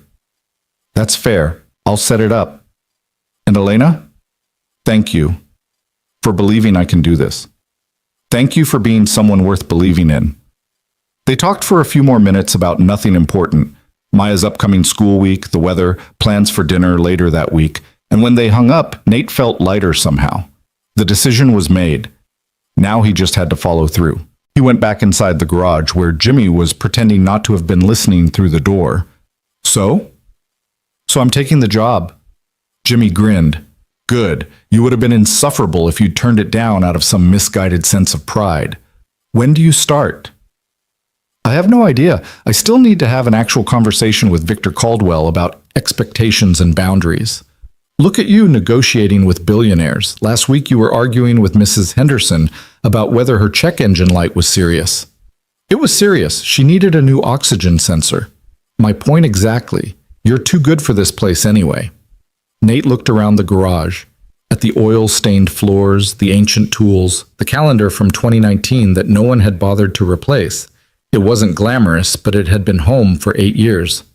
"I'm giving you 2 weeks' notice," he said. "Enough time to find someone else. Train them on your system." "You don't have to?" "Yes, I do. You gave me a chance when I was 18 and barely knew which end of a wrench to use. The least I can do is leave you in a good position." Jimmy's expression softened. "You're a good kid, Rowan, even if you are dating way out of your league." The rest of the day passed in a blur of routine maintenance and growing anticipation. Elena texted around noon to say she'd arranged a meeting with her father for that evening. Neutral ground, a restaurant downtown, just the three of them to discuss the position formally. At 6 o'clock, Nate found himself walking into Carmine's, an upscale Italian place that was significantly nicer than Marcello's, but less pretentious. Victor and Elena were already there, seated at a corner table that offered privacy without feeling hidden. Victor stood to shake Nate's hand, and there was something different in his demeanor. Less CEO, more human. "Mr. Rowan, thank you for coming." "Thank you for meeting with me, sir." They sat, and a waiter appeared immediately with menus and water. Nate ordered the first thing he saw, chicken parmesan, while Victor and Elena ordered with the ease of people who'd eaten at places like this hundreds of times. "My daughter tells me you want to discuss the position," Victor said once the waiter had left. "I appreciate that. Shows you're thinking seriously about it." "I am, sir. It's a significant opportunity, and I want to make sure we're clear on expectations before I accept." "Go ahead. Ask whatever you need to ask." Nate took a breath, chose his words carefully. "First, is this offer contingent on my relationship with Elena? If things don't work out between us, do I still have the job?" Victor didn't hesitate. "Yes. The position is yours based on your qualifications and passion for the work. My daughter's personal life is separate from business decisions." Second question, how much autonomy would I actually have? I don't want to be a figurehead while someone else makes the real decisions. If I'm going to do this, I need to actually do it, not just be a name on a program brochure. Fair question. Victor leaned back in his chair. The previous director had minimal autonomy because he had no vision and less passion. You, from what I've seen, have both. I'd expect regular reports, quarterly reviews, and approval for major expenditures. But day-to-day operations, curriculum development, community partnerships, that would be your domain. And the salary? $75,000 to start, with performance reviews every 6 months. Health benefits, retirement matching, standard corporate package. Nate tried not to react, but $75,000 was more than double what he made at the garage. It was the kind of money that meant his mother wouldn't have to work 2 jobs anymore. That meant he could actually save for the future instead of living paycheck to paycheck. That's very generous, sir. It's market rate for the position. Don't undersell yourself, Mr. Rowan. You're bringing skills and connections we desperately need. The food arrived, giving Nate a moment to process. Across the table, Elena was watching him with an expression he couldn't quite read, hope mixed with apprehension, like she was afraid he might still back out. "One more question," Nate said. "Why me? Really? You could hire someone with an MBA and corporate experience. Why a mechanic from a downtown garage?" Victor set down his fork, and for the first time, Nate saw something genuine in his expression. Not the CEO mask, not the protective father, but the actual person underneath. "Because my company has spent millions on community programs that don't work. We've hired consultants and analysts and people with impressive credentials who produce beautiful reports and 0 results. We're not connecting with the communities we're supposed to serve because we're sending people who've never actually lived in those communities." He paused, took a sip of wine. "You, Mr. Rowan, live it. You know what it's like to choose between fixing your car and paying rent. You understand the barriers our target demographic faces because you've faced them yourself. And more than that, you care. Not because it looks good on a resume, but because you genuinely want to help people." "David was like that," Elena said softly. "My husband. He worked in nonprofit development, and he used to say that the best programs were run by people who understood struggle, not people who studied it." The mention of her late husband created a moment of quiet at the table, an acknowledgement of the ghost that would always be part of Elena's story. "Your husband was right," Victor said. "And I didn't appreciate him enough when he was alive. I thought ambition and business acumen were what mattered. I was wrong. It was as close to an apology as Nate suspected Victor Caldwell ever got, and from Elena's surprised expression, she thought so too. So do we have a deal? Victor extended his hand across the table. Nate looked at Elena, who nodded slightly, permission and encouragement wrapped into one gesture. Then he reached out and shook Victor's hand. We have a deal. When do I start? 2 weeks? That gives you time to wrap up at your current job and for us to set up your office, introduce you to the team. 2 weeks works. They finished dinner discussing logistics, office location, team structure, initial priorities. Victor was all business now, outlining expectations and resources with the efficiency of someone who'd built an empire on clear communication and defined goals. But underneath the business talk, Nate sensed something else. An olive branch extended, an acceptance offered. Victor might not fully approve of his daughter dating a mechanic, but he was choosing to trust her judgment. That meant something. As they left the restaurant, Elena pulled Nate aside while Victor took a call near the valet stand. How are you feeling? She asked. Terrified, excited, like I just agreed to jump off a cliff and hope there's water below. There's water, I promise. Elena smiled. And for what it's worth, I think you're going to be amazing at this. Even if I have no idea what I'm doing? Especially then. The best leaders are the ones who know they don't have all the answers and aren't afraid to ask for help.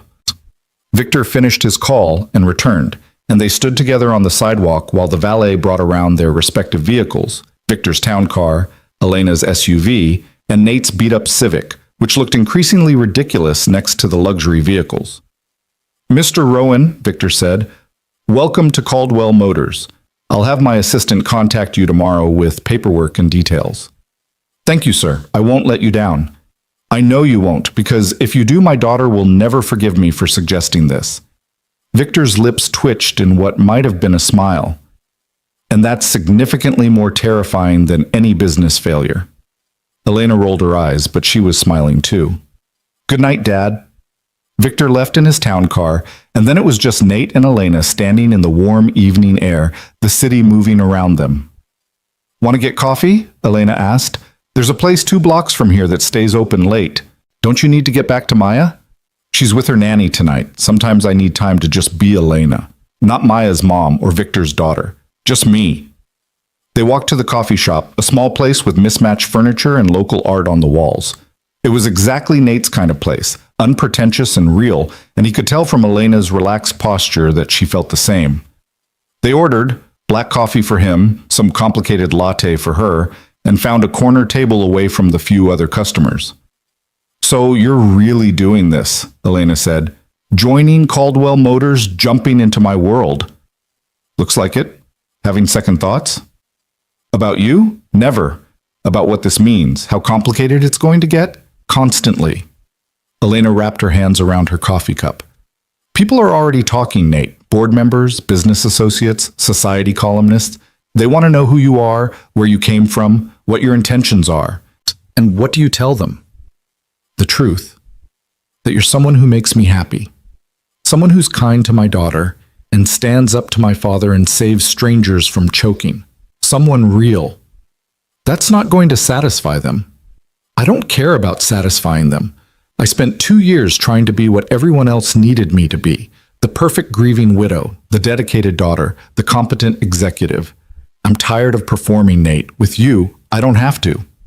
Nate reached across the table, took her hand. Her fingers were warm from the coffee cup, and she laced them through his like it was the most natural thing in the world. Can I tell you something? He said. Something I probably shouldn't admit this early. Please do. I'm falling for you, not the Caldwell name or the money or any of that. Just you, the woman who sits in parks with her daughter, who eats ice cream with sprinkles, who looks at my shabby apartment like it's something special. I'm falling for you, and it terrifies me because we barely know each other, and this could all fall apart spectacularly. Elena's eyes shimmered with tears.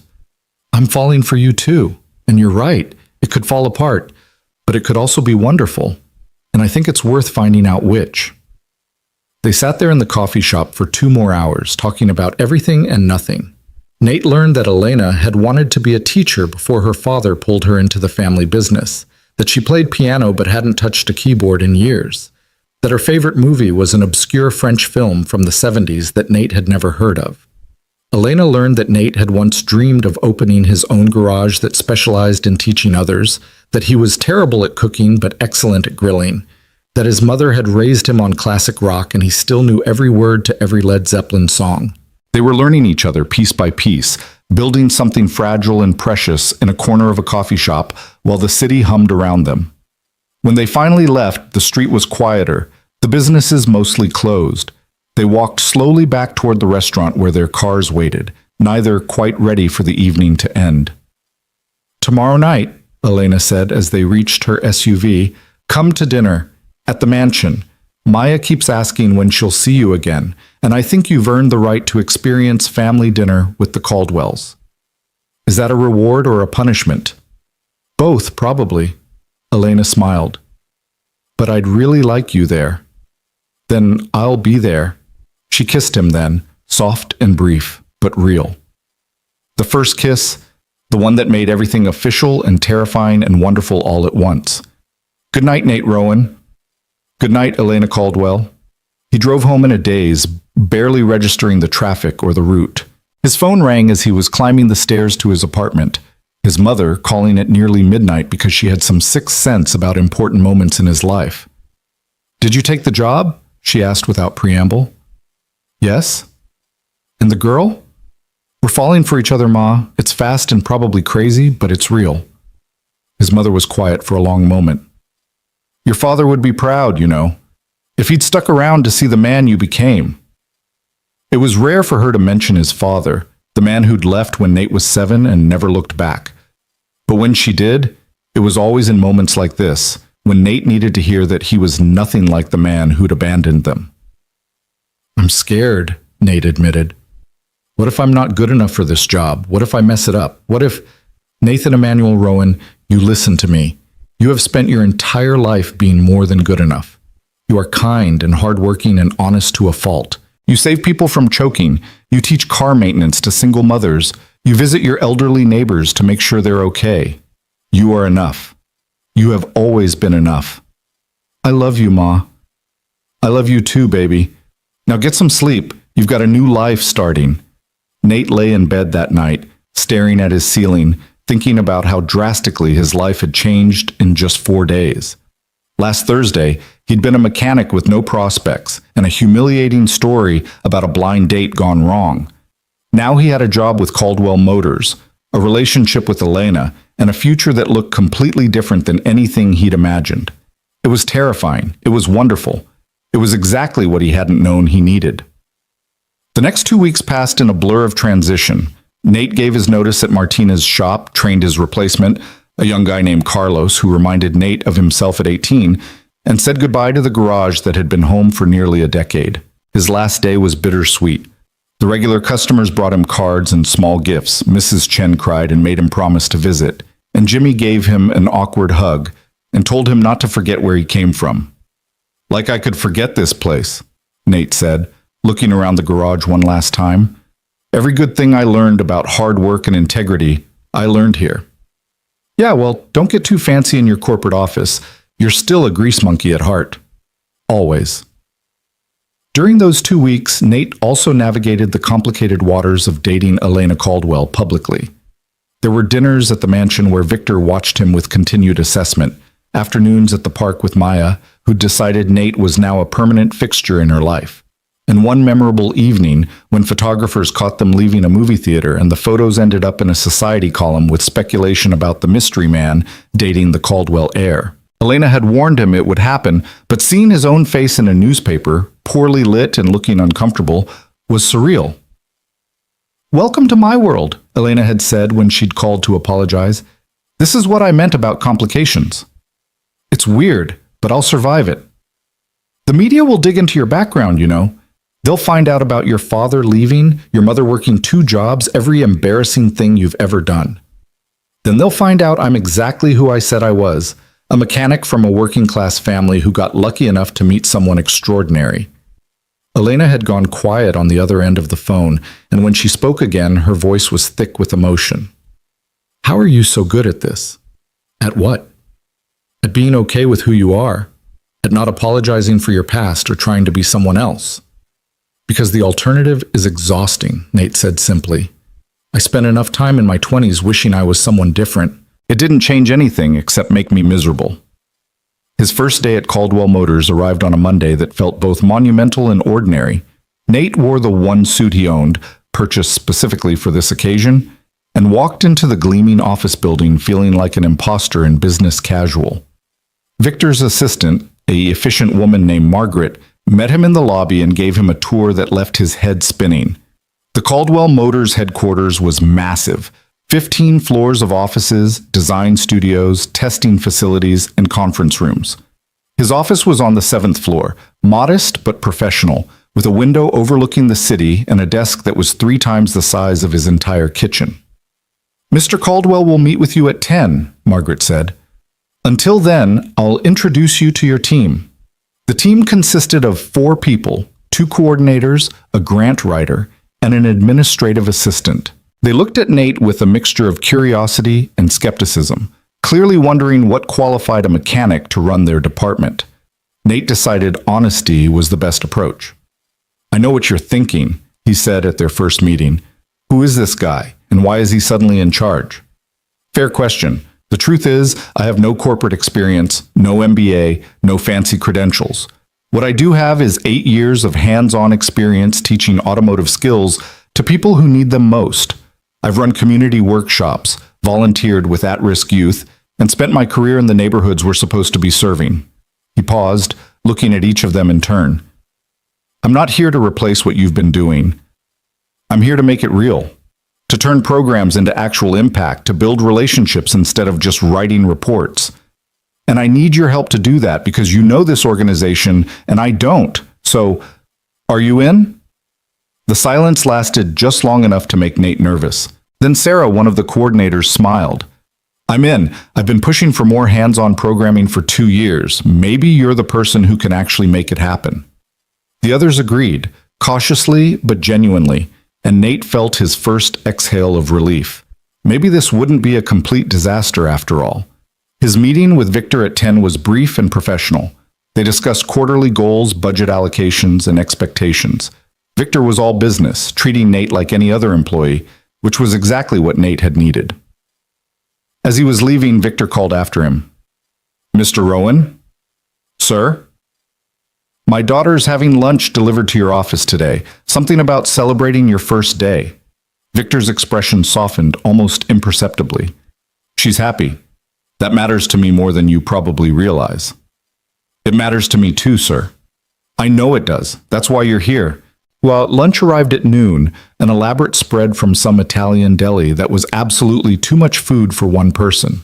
The card read, "Proud of you, E and M." Nate smiled, took a photo, and sent it to Elena with a simple, "Thank you. This means everything." Her response came immediately, "You mean everything. Now go change the world."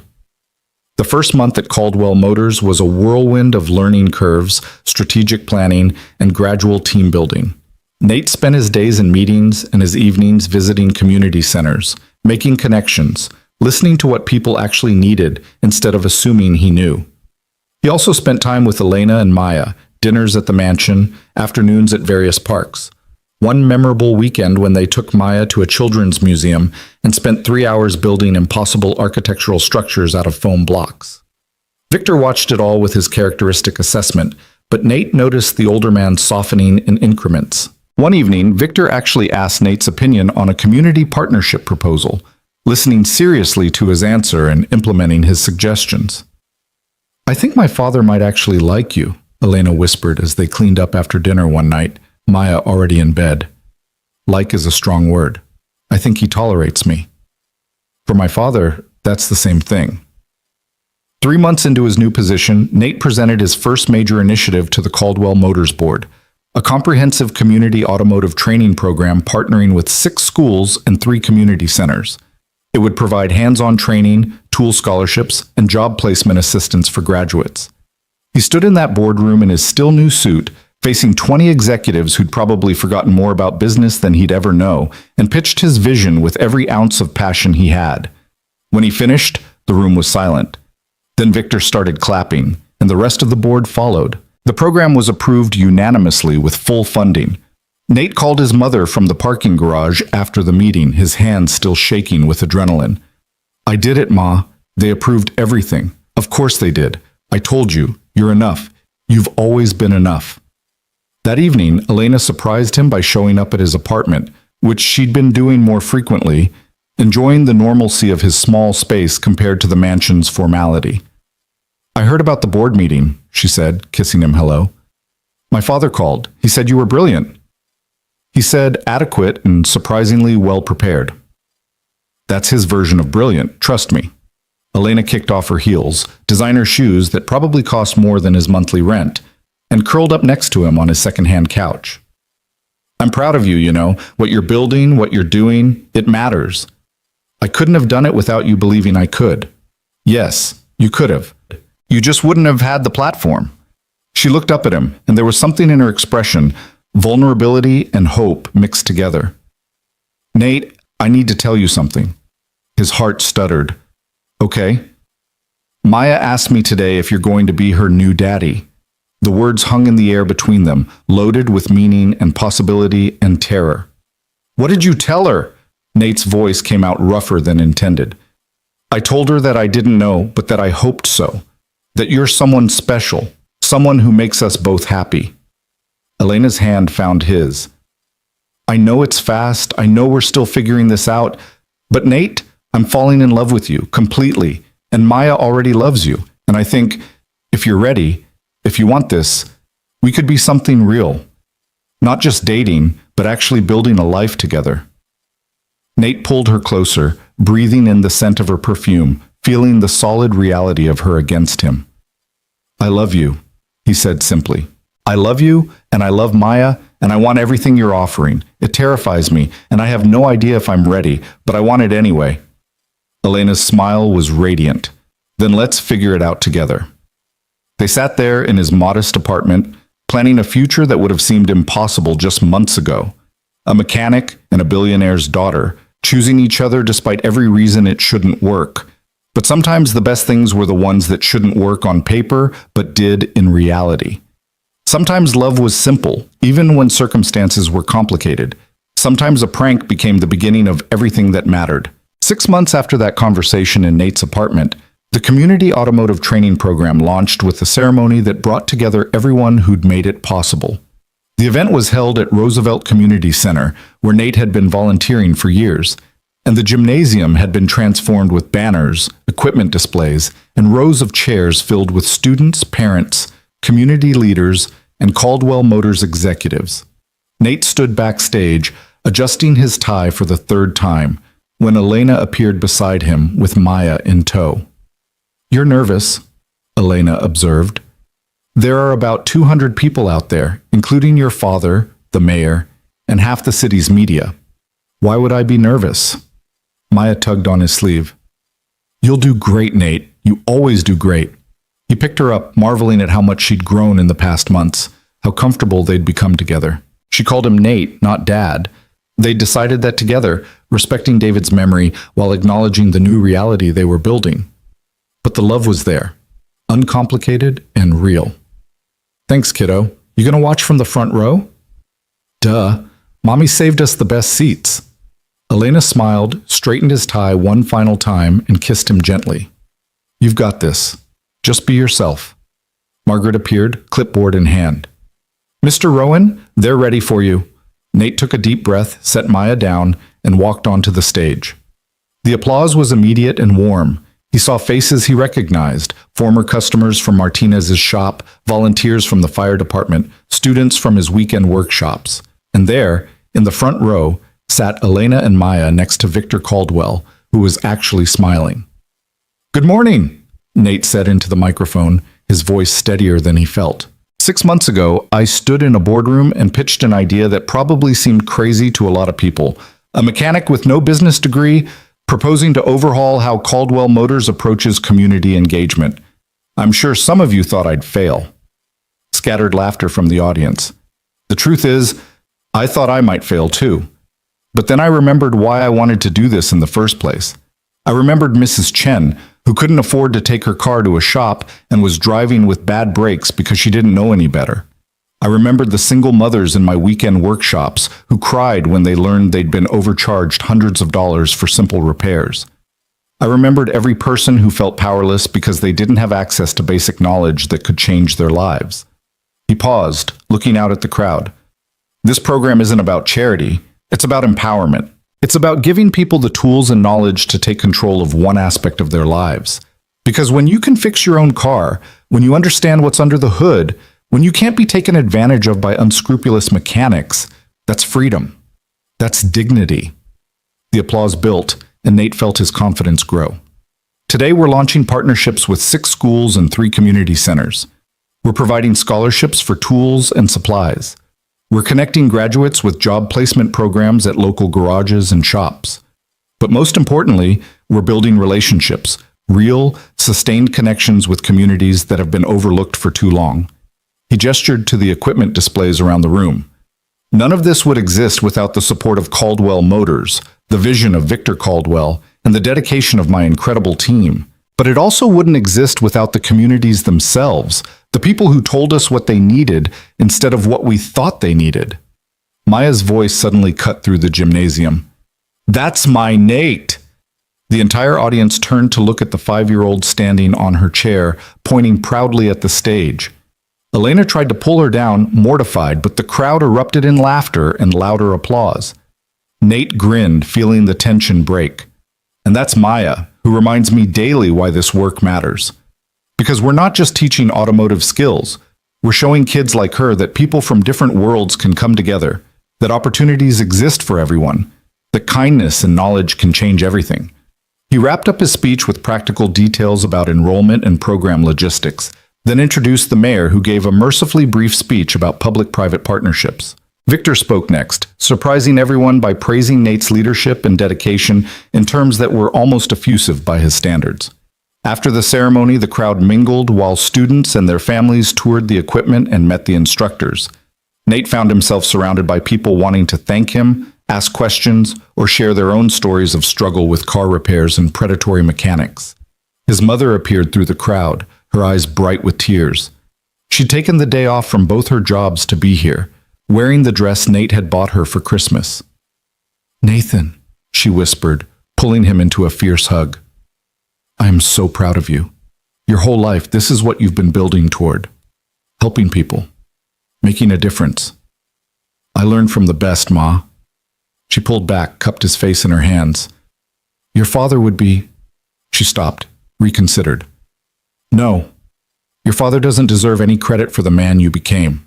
This is all you, baby. All your heart and hard work."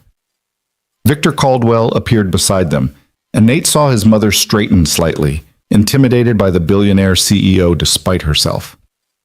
"Mrs. Rowan," Victor said, extending his hand. "It's a pleasure to finally meet you. Your son speaks of you often."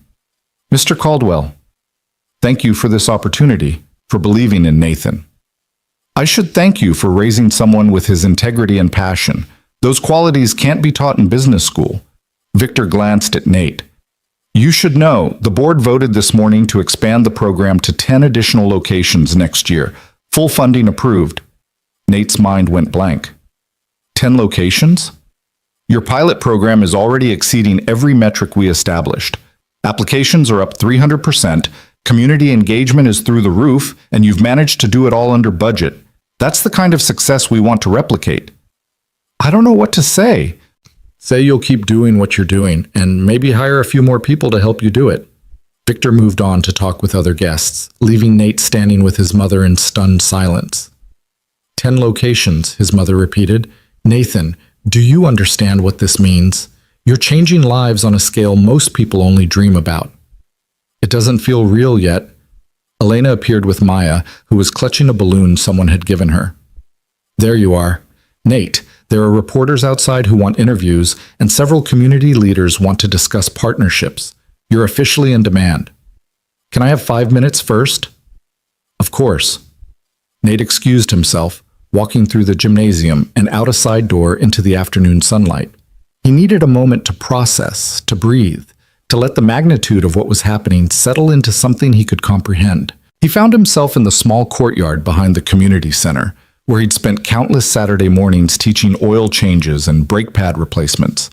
The space was familiar and grounding, and he sat on the concrete step, letting his head fall into his hands. Overwhelming? Nate looked up to find Victor standing a few feet away, hands in his pockets, looking more relaxed than Nate had ever seen him. A little bit, yeah. Victor sat beside him on the step, and for a moment they just sat in silence, a mechanic and a billionaire CEO, watching birds fight over a discarded sandwich in the parking lot. "Can I tell you something?" Victor said finally. "When Elena first told me about you, I did exactly what you'd expect. I had you investigated. Background check, financial records, interviews with people who knew you. I was looking for the angle, the reason a mechanic would be interested in my daughter." Nate's stomach tightened, but he didn't interrupt. "You know what I found? Parking tickets, mostly. A few late rent payments, medical bills from when your mother broke her ankle and you took on extra shifts to cover her costs. Zero criminal record, zero debts beyond the ordinary, zero indication you'd ever done anything remotely questionable." Victor smiled slightly.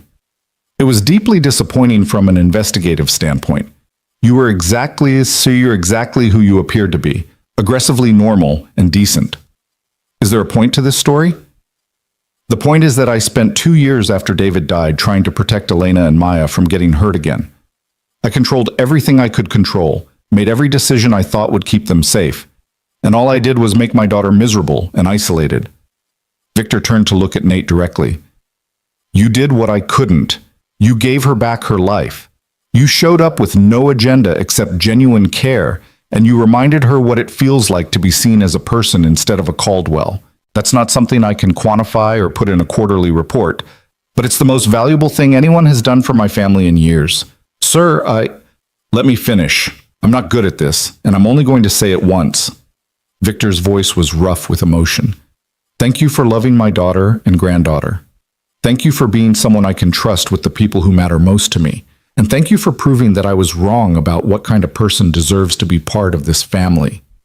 Nate felt his throat tighten. "That means more than you know." "I imagine it does. Now, there's one more thing." Victor pulled a small box from his pocket, and Nate's heart stopped. "This was my wife's engagement ring. She died when Elena was 12, and I've been holding on to it, waiting for the right person to give it to." He pressed the box into Nate's hand. "I think you're that person. If Elena says yes, and I believe she will, I want her to have her mother's ring. Not because of tradition or legacy, but because her mother was the only person who ever saw past my defenses the way Elena sees past yours. You understand each other in a way that's rare. Don't let it go." Nate opened the box with shaking hands. The ring was beautiful, simple and elegant, a single diamond on a platinum band, not ostentatious despite the Caldwell wealth, just perfect. "Sir, I don't know if I'm ready." "Nobody's ever ready, but you love her, and she loves you, and Maya thinks you hung the moon. That's as ready as anyone gets." Victor stood, brushed off his expensive pants. "The reporters can wait another 10 minutes. Take the time you need." He walked back inside, leaving Nate alone with a ring box and a future that suddenly felt very real and very imminent. Nate sat there for a long moment, staring at the ring, thinking about everything that had led to this moment. A cruel prank that turned into a blind date that wasn't. A little girl who'd said, "I like him," and changed the trajectory of his entire life. A woman who'd seen past his oil-stained sleeves to the person underneath.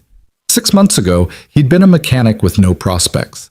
Now he was director of community engagement, dating a billionaire's daughter, and holding an engagement ring that represented acceptance into a family he'd never imagined being part of. His phone buzzed. "Elena. You okay out there?" He typed back, "More than okay. Come find me." She appeared 2 minutes later, slipping through the door into the courtyard, and Nate's breath caught the way it always did when he saw her. Even in simple clothes, even without trying, she was the most beautiful thing in his world. "Everything all right?" she asked, sitting beside him. "Your father just gave me your mother's engagement ring." Elena's eyes went wide. "He what?" Nate showed her the box, watched her expression transform from shock to tears to something that looked like joy and grief mixed together. I never thought he'd give this to anyone, she whispered, touching the ring gently. He's kept it locked away for 20 years. He said, I'm the right person, that you and I understand each other the way he and your mother did. We do. Elena looked at him, tears streaming down her face. Nate, we absolutely do. I'm not proposing right now, Nate said quickly. This isn't the moment. You're crying. There are 200 people inside. Maya's running around with a balloon. But Elena, I want to, soon. I want to ask you to marry me, to be Maya's stepfather, to build a life together that's messy and complicated and wonderful. Yes. I didn't ask yet. I'm saying yes anyway. Now, later, whenever you officially ask, yes. 1,000 times, yes. Elena laughed through her tears. I don't need a perfect moment or a grand gesture. I just need you choosing us every single day. Nate kissed her then, gentle and sure, tasting salt from her tears and feeling the certainty settle into his bones. This was right. All of it. The job, the family, the future they were building together. When they finally pulled apart, Elena rested her forehead against his. Can we tell Maya? Not yet. Let me do this properly. Plan something, ask her permission first, then ask you officially. She's going to lose her mind with excitement. I'm counting on it. They sat together in the courtyard for a few more minutes, holding hands, making quiet plans, until Maya's voice echoed from inside.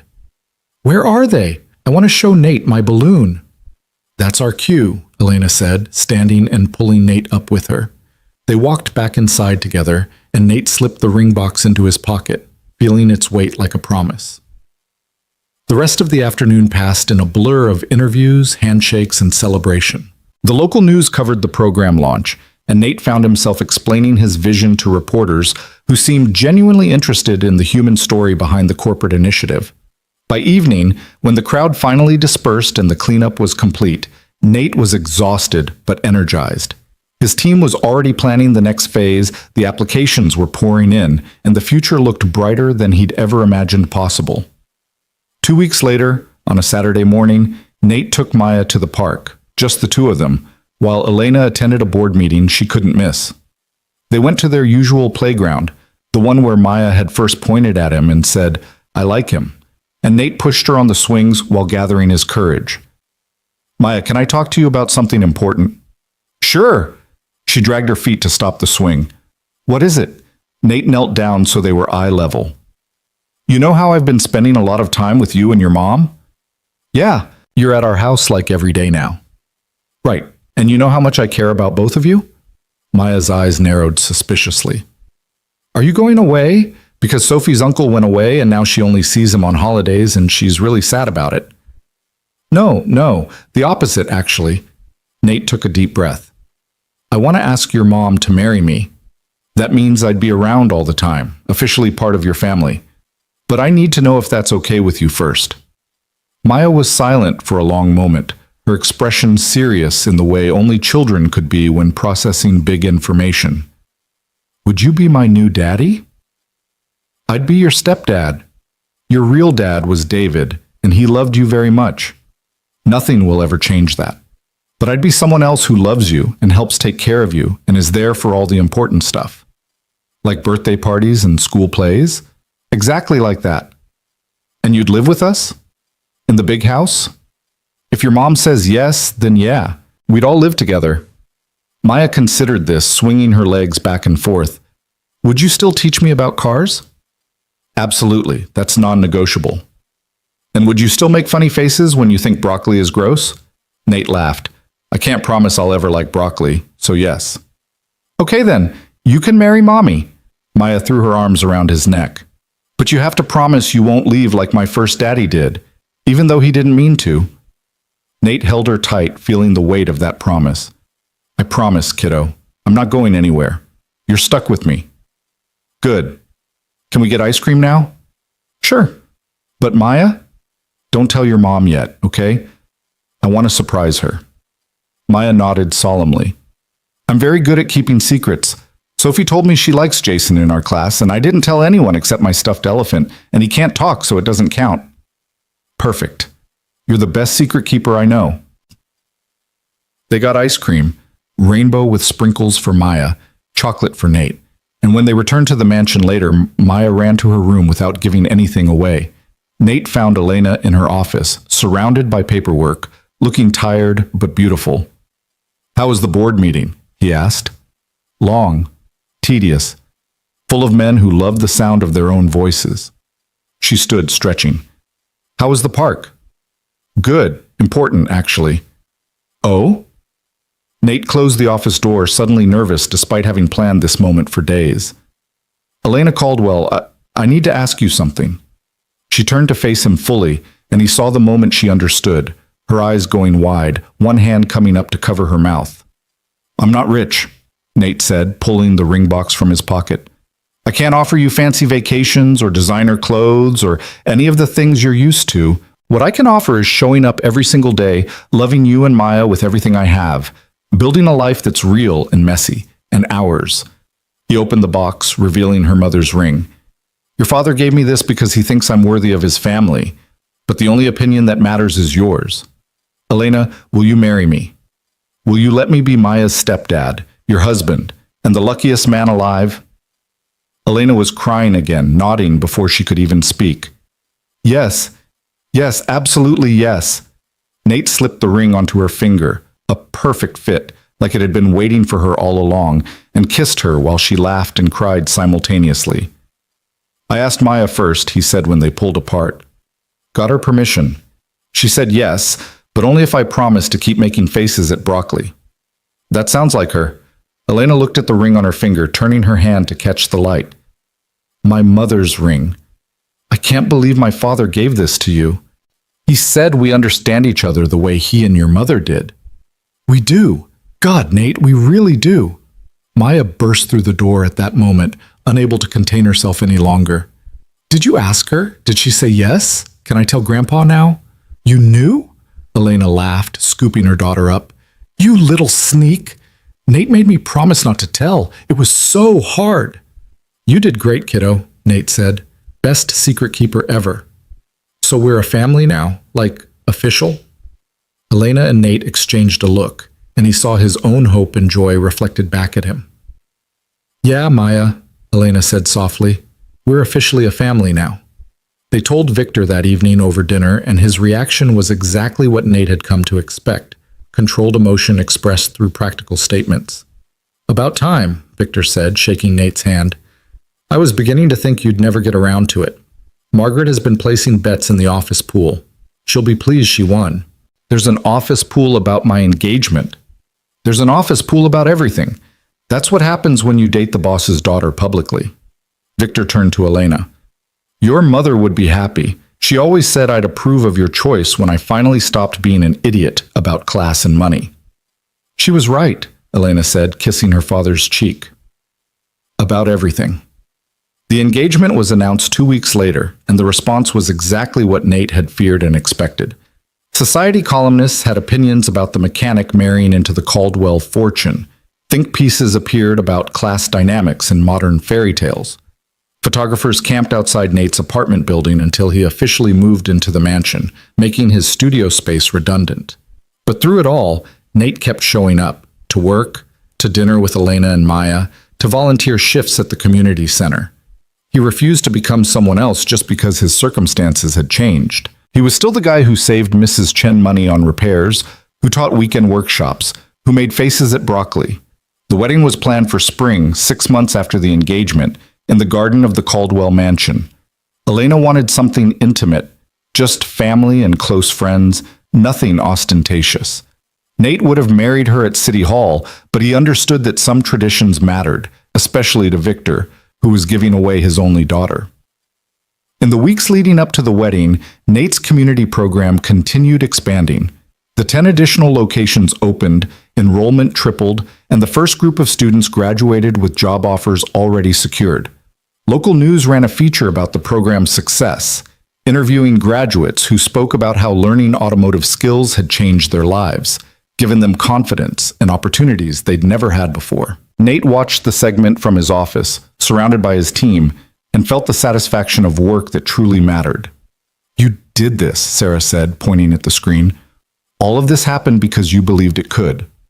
We did this, Nate corrected. Every single person in this room made this possible. But he knew what she meant. Sometimes one person's vision and persistence could create ripples that touched hundreds of lives. He'd learned that from his mother, from the community organizers who'd inspired his volunteer work, and now he was passing it forward. The night before the wedding, Nate's mother stayed at the mansion, Victor's invitation offered with his characteristic gruff kindness.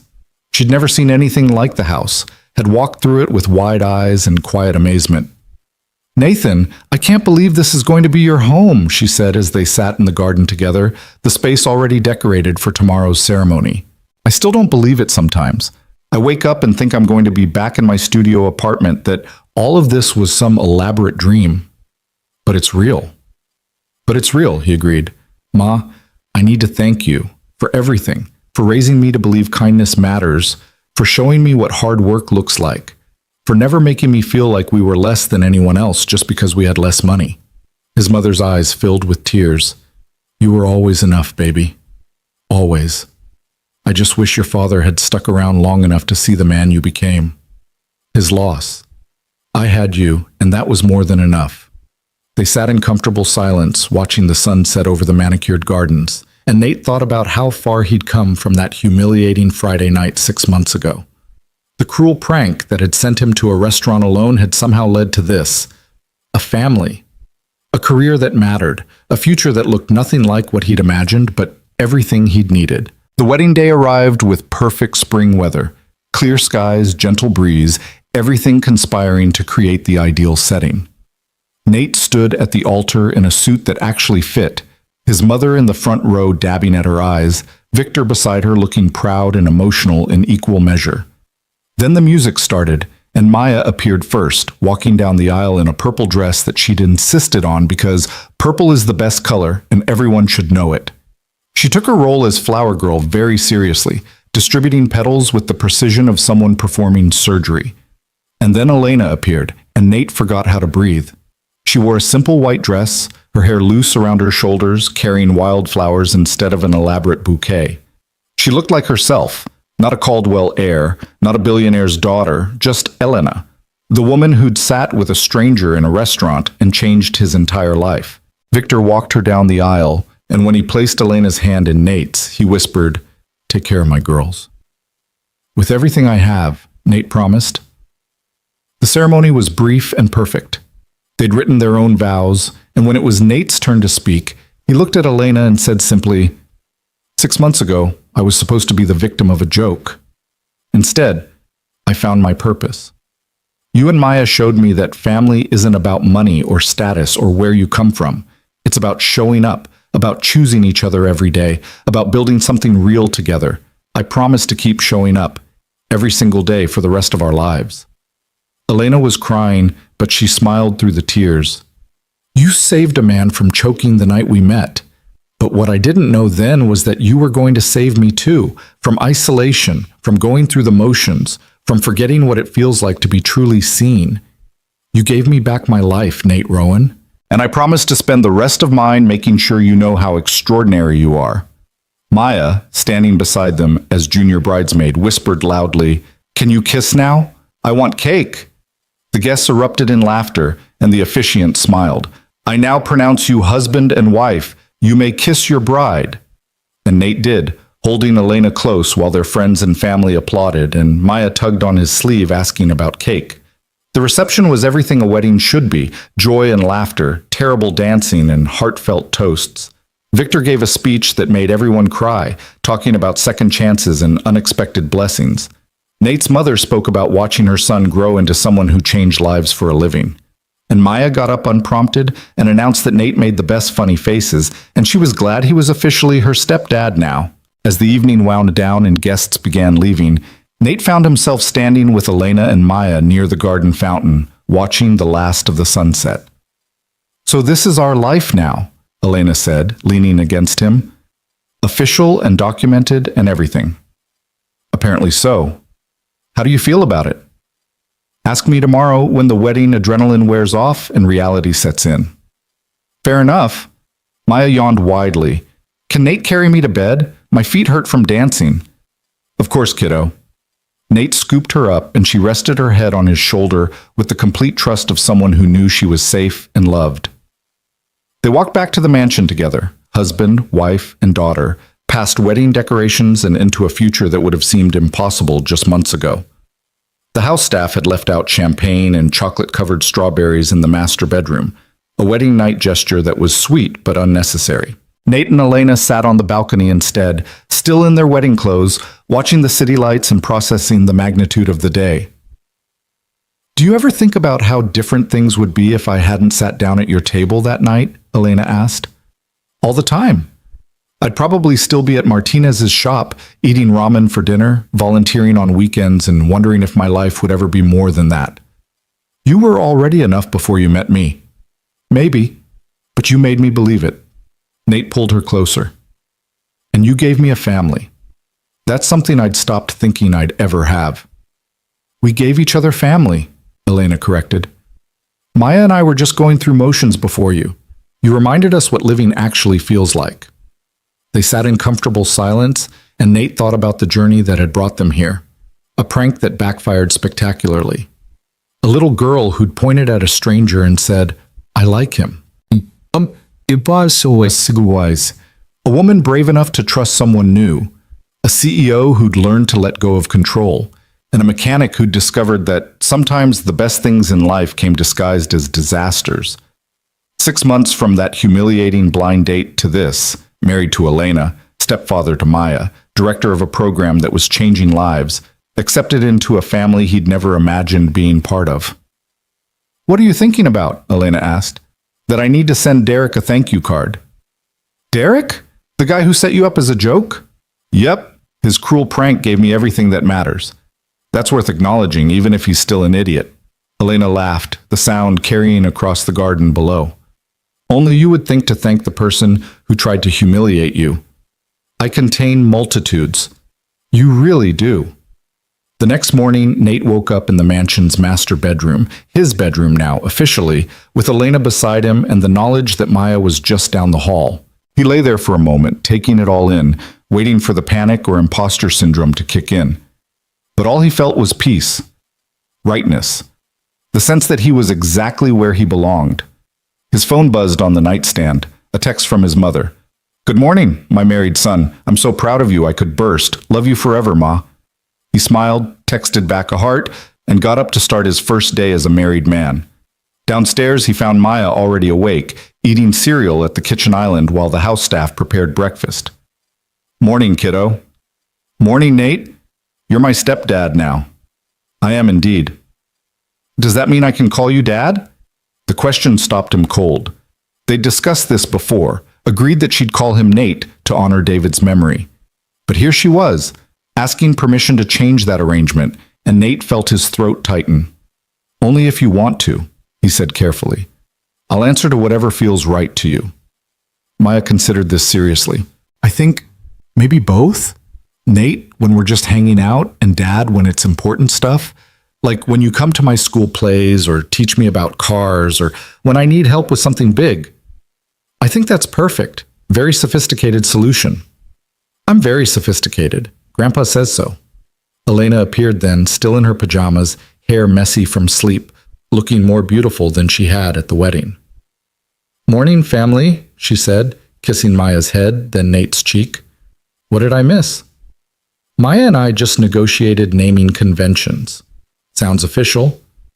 "It was very official," Maya confirmed. "I used big words and everything."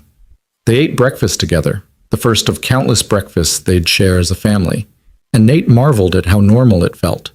Yes, they were eating in a mansion with staff preparing food and a security detail outside. But they were also just a family starting their day, talking about nothing important, existing in the comfortable rhythm of people who'd chosen each other. Over the following months, life settled into a pattern that was both extraordinary and wonderfully ordinary. Nate continued expanding his community program, now coordinating with 15 locations across the city. Elena gradually reduced her role at Caldwell Motors, focusing instead on nonprofit work that she found more fulfilling. And Maya thrived in school, telling everyone who'd listen about her stepdad who taught her about engines and made her mom laugh again. Victor remained a constant presence, less controlling than he'd been, but still protective in his own way. He and Nate had developed an unlikely friendship built on mutual respect and shared love for Elena and Maya. They met for lunch monthly, ostensibly to discuss business, but really just to talk. Two men from completely different worlds finding common ground in family. One evening, nearly a year after the wedding, Nate found himself back at Roosevelt Community Center for a graduation ceremony.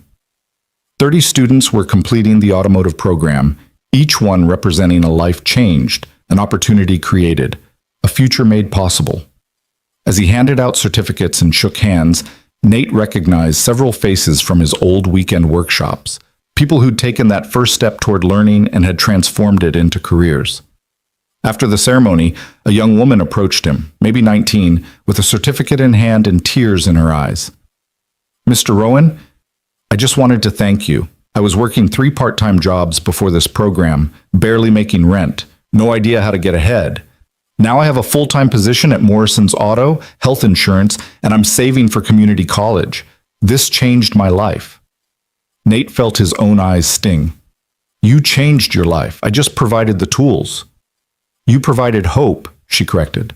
"You made me believe someone like me could do this." After she walked away, Elena appeared beside him. She'd been in the audience with Maya, who was now talking excitedly with the other kids present.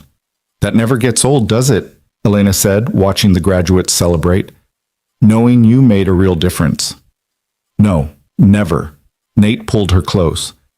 "Thank you for making this possible, for believing I could do it. You were always going to do something like this. I just happened to be there when the opportunity presented itself. You were always going to save me from that restaurant. I just happened to look pathetic enough for a 5-year-old to take pity on me." Elena laughed. "Maya claims full credit for our relationship, you know. She tells everyone at school that she found you first.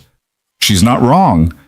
They watched Maya across the room, animated and happy, showing another kid her latest drawing of what she claimed was a very accurate depiction of a car engine. "We should probably tell her," Elena said quietly. "Tell her what?" "That she's going to be a big sister." Nate froze. "What?" Elena smiled, nervous and excited. "I found out this morning I'm pregnant, about 6 weeks along." The gymnasium seemed to tilt, then steady. Nate pulled Elena into a hug that was probably too tight, but he couldn't help it. "We're having a baby?" "We're having a baby."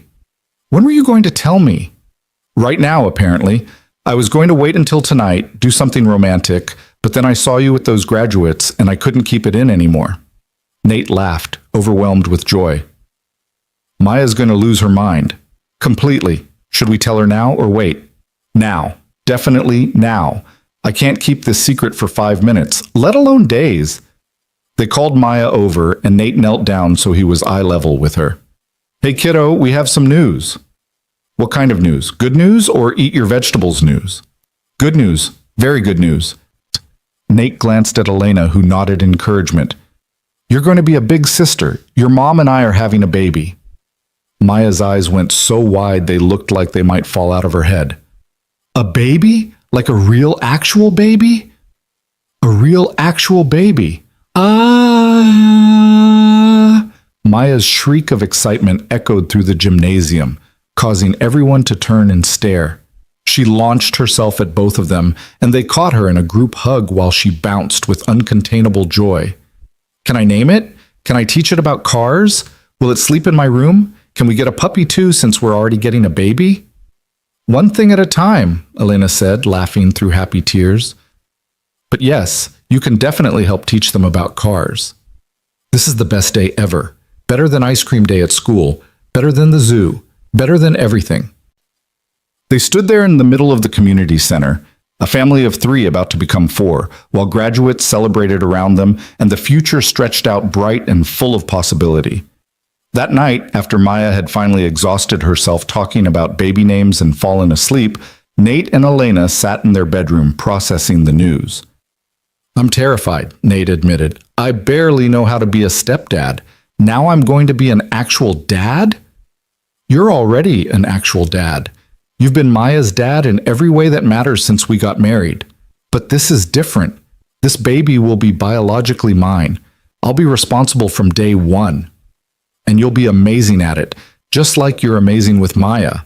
Elena took his hand, placed it on her still flat stomach. This baby is so lucky to have you as a father. They'll grow up knowing kindness and hard work and how to fix things, not just cars, but problems, relationships, the things that matter. I hope so. I know so. No. They told Victor the next morning over breakfast, and his reaction was characteristically restrained, followed by quietly emotional. Another grandchild, he said, and there was wonder in his voice. I never thought I'd have even one, after everything with Elena and David. And now I'll have two. You okay, Dad? Elena asked. More than okay. I'm grateful. For all of this.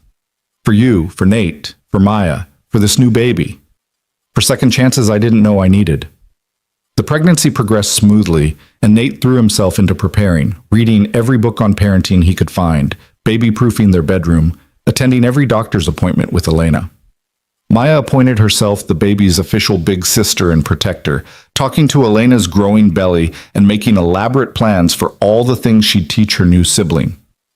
5 months into the pregnancy, they found out they were having a boy. Maya was ecstatic. She'd already decided on the name Daniel after her favorite character in a book series she loved. Daniel David Rowan, Elena said, testing the name. After your brother in spirit and David in memory. It's perfect, Nate agreed. Daniel David Rowan entered the world on a snowy January morning, arriving 3 days before his due date with a cry that suggested he had opinions and wasn't afraid to share them. Nate held his son for the first time and understood with sudden clarity what his mother had meant all those years, that love could be instant and complete and overwhelming. Maya met her baby brother that afternoon, approaching the hospital bed with unusual shyness. He's so small, she whispered. Was I that small? Smaller, actually, Elena said. Want to hold him?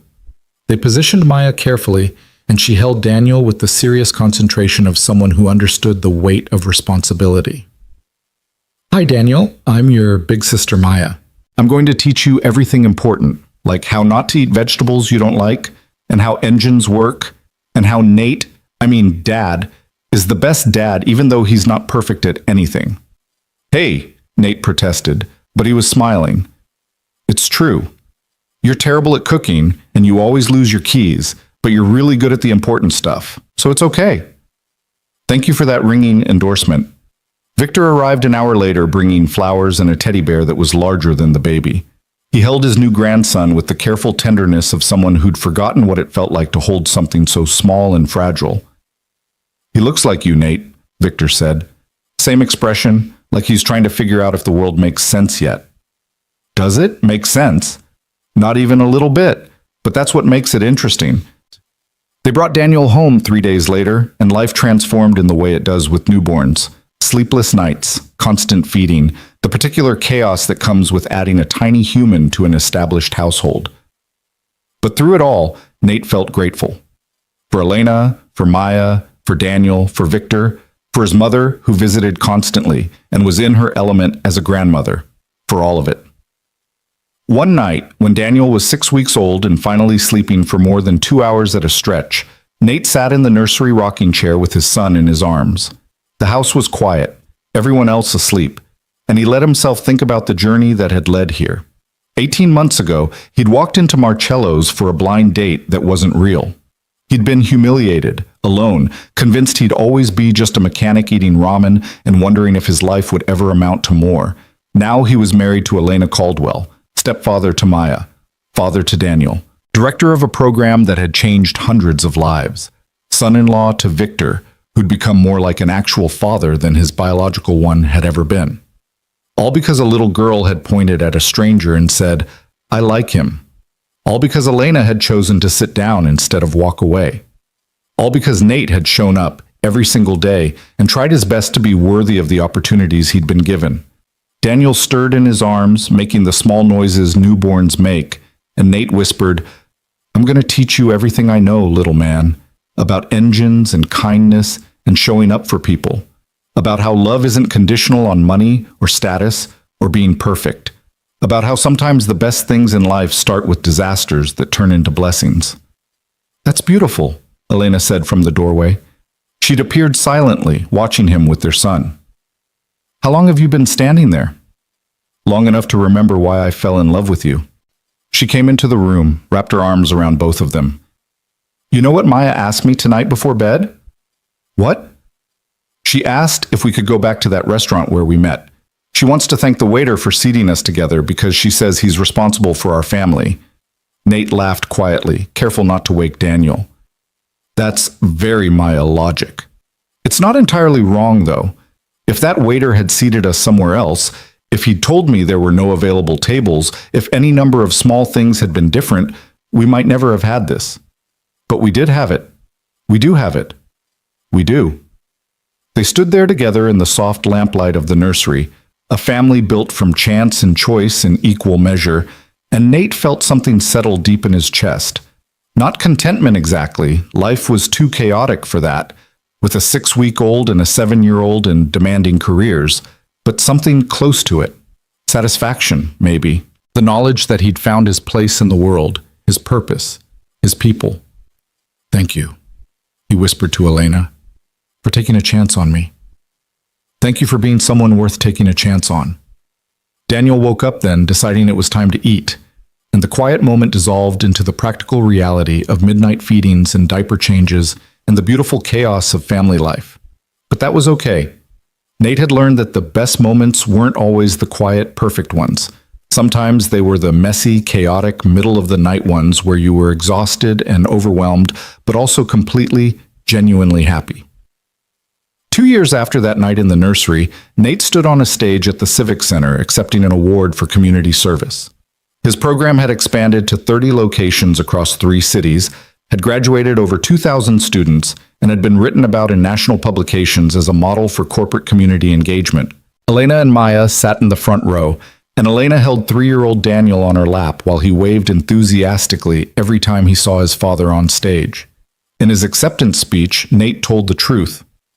This award represents the work of hundreds of people, instructors, volunteers, community leaders, students who believed they could change their lives. I'm just the person who got lucky enough to coordinate their efforts. He paused, looked directly at his family. But I want to dedicate this to 3 people specifically. To my wife, Elena, who taught me that love means supporting someone's dreams even when they're scary. To my daughter, Maya, who looked at a stranger in a restaurant and saw someone worth keeping. And to my son, Daniel, who reminds me every day why this work matters. Because we're building a future for kids like him, a world where opportunity isn't determined by where you start, but by how hard you're willing to work and how many people believe in you. The applause was thunderous, and after the ceremony, as they walked to the car through the late evening air, Maya grabbed Nate's hand. Dad, can I tell you something?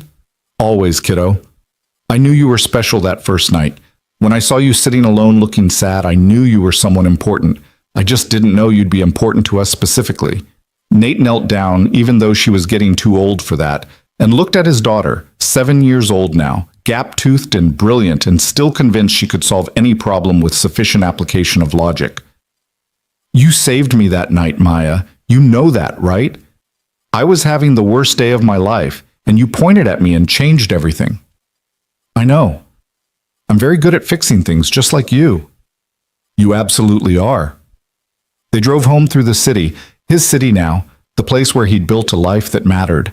And Nate thought about the mechanics of fortune, how small choices created large consequences, how one moment of cruelty from office workers who thought they were funny had led to this, a family, a purpose, a life that felt full and meaningful and real. That night, after the kids were in bed and he and Elena were finally alone, they sat on their bedroom balcony watching the city lights. Do you ever miss it? Elena asked. Your old life when things were simpler? Never. That life was simple because it was small. This life is complicated because it's big, full of people and purpose and meaning. I'll take complicated over simple any day. Even when Daniel won't sleep and Maya has homework drama and Victor is being difficult and work is overwhelming? Especially then. Because that means I have a family, Elena. That means I matter to people, and people matter to me. Do you know how long I went thinking I'd always be alone, that I'd missed my chance at this kind of life? I know exactly how that feels, Elena said quietly. After David died, I thought I was done. One great love, one terrible loss, and then just existing for Maya's sake. I never expected to feel this way again. But you do? But I do. Completely and terribly and wonderfully. They sat in comfortable silence, and somewhere in the house, Daniel cried out in his sleep. Nate stood automatically, ready to go check on him, but Elena pulled him back down. He's okay, just dreaming. Give him a minute. Sure enough, the crying stopped, and peace returned. We did good, Nate said, with this life we built. We did better than good. We did extraordinary. From a blind date that wasn't real. From a little girl who said, I like him. From you choosing to sit down instead of walking away. From you showing up, Elena finished. Every single day since then, showing up and being exactly who you are. Daniel cried again, more insistent this time, and they both stood to go check on him. As they walked down the hallway together, husband and wife, partners in every sense, Nate felt the weight of gratitude settle around him like a blanket. They'd built something real from the wreckage of a cruel prank. They'd created family from unlikely circumstances. They'd proven that love didn't require perfect conditions or ideal timing or similar backgrounds. Sometimes love just required showing up, being honest, and choosing each other every single day. The rest was just details. And as Nate picked up his crying son and felt Elena's hand on his shoulder and heard Maya call out from her room asking if everyone was okay, he knew with absolute certainty that he'd gotten the details exactly right.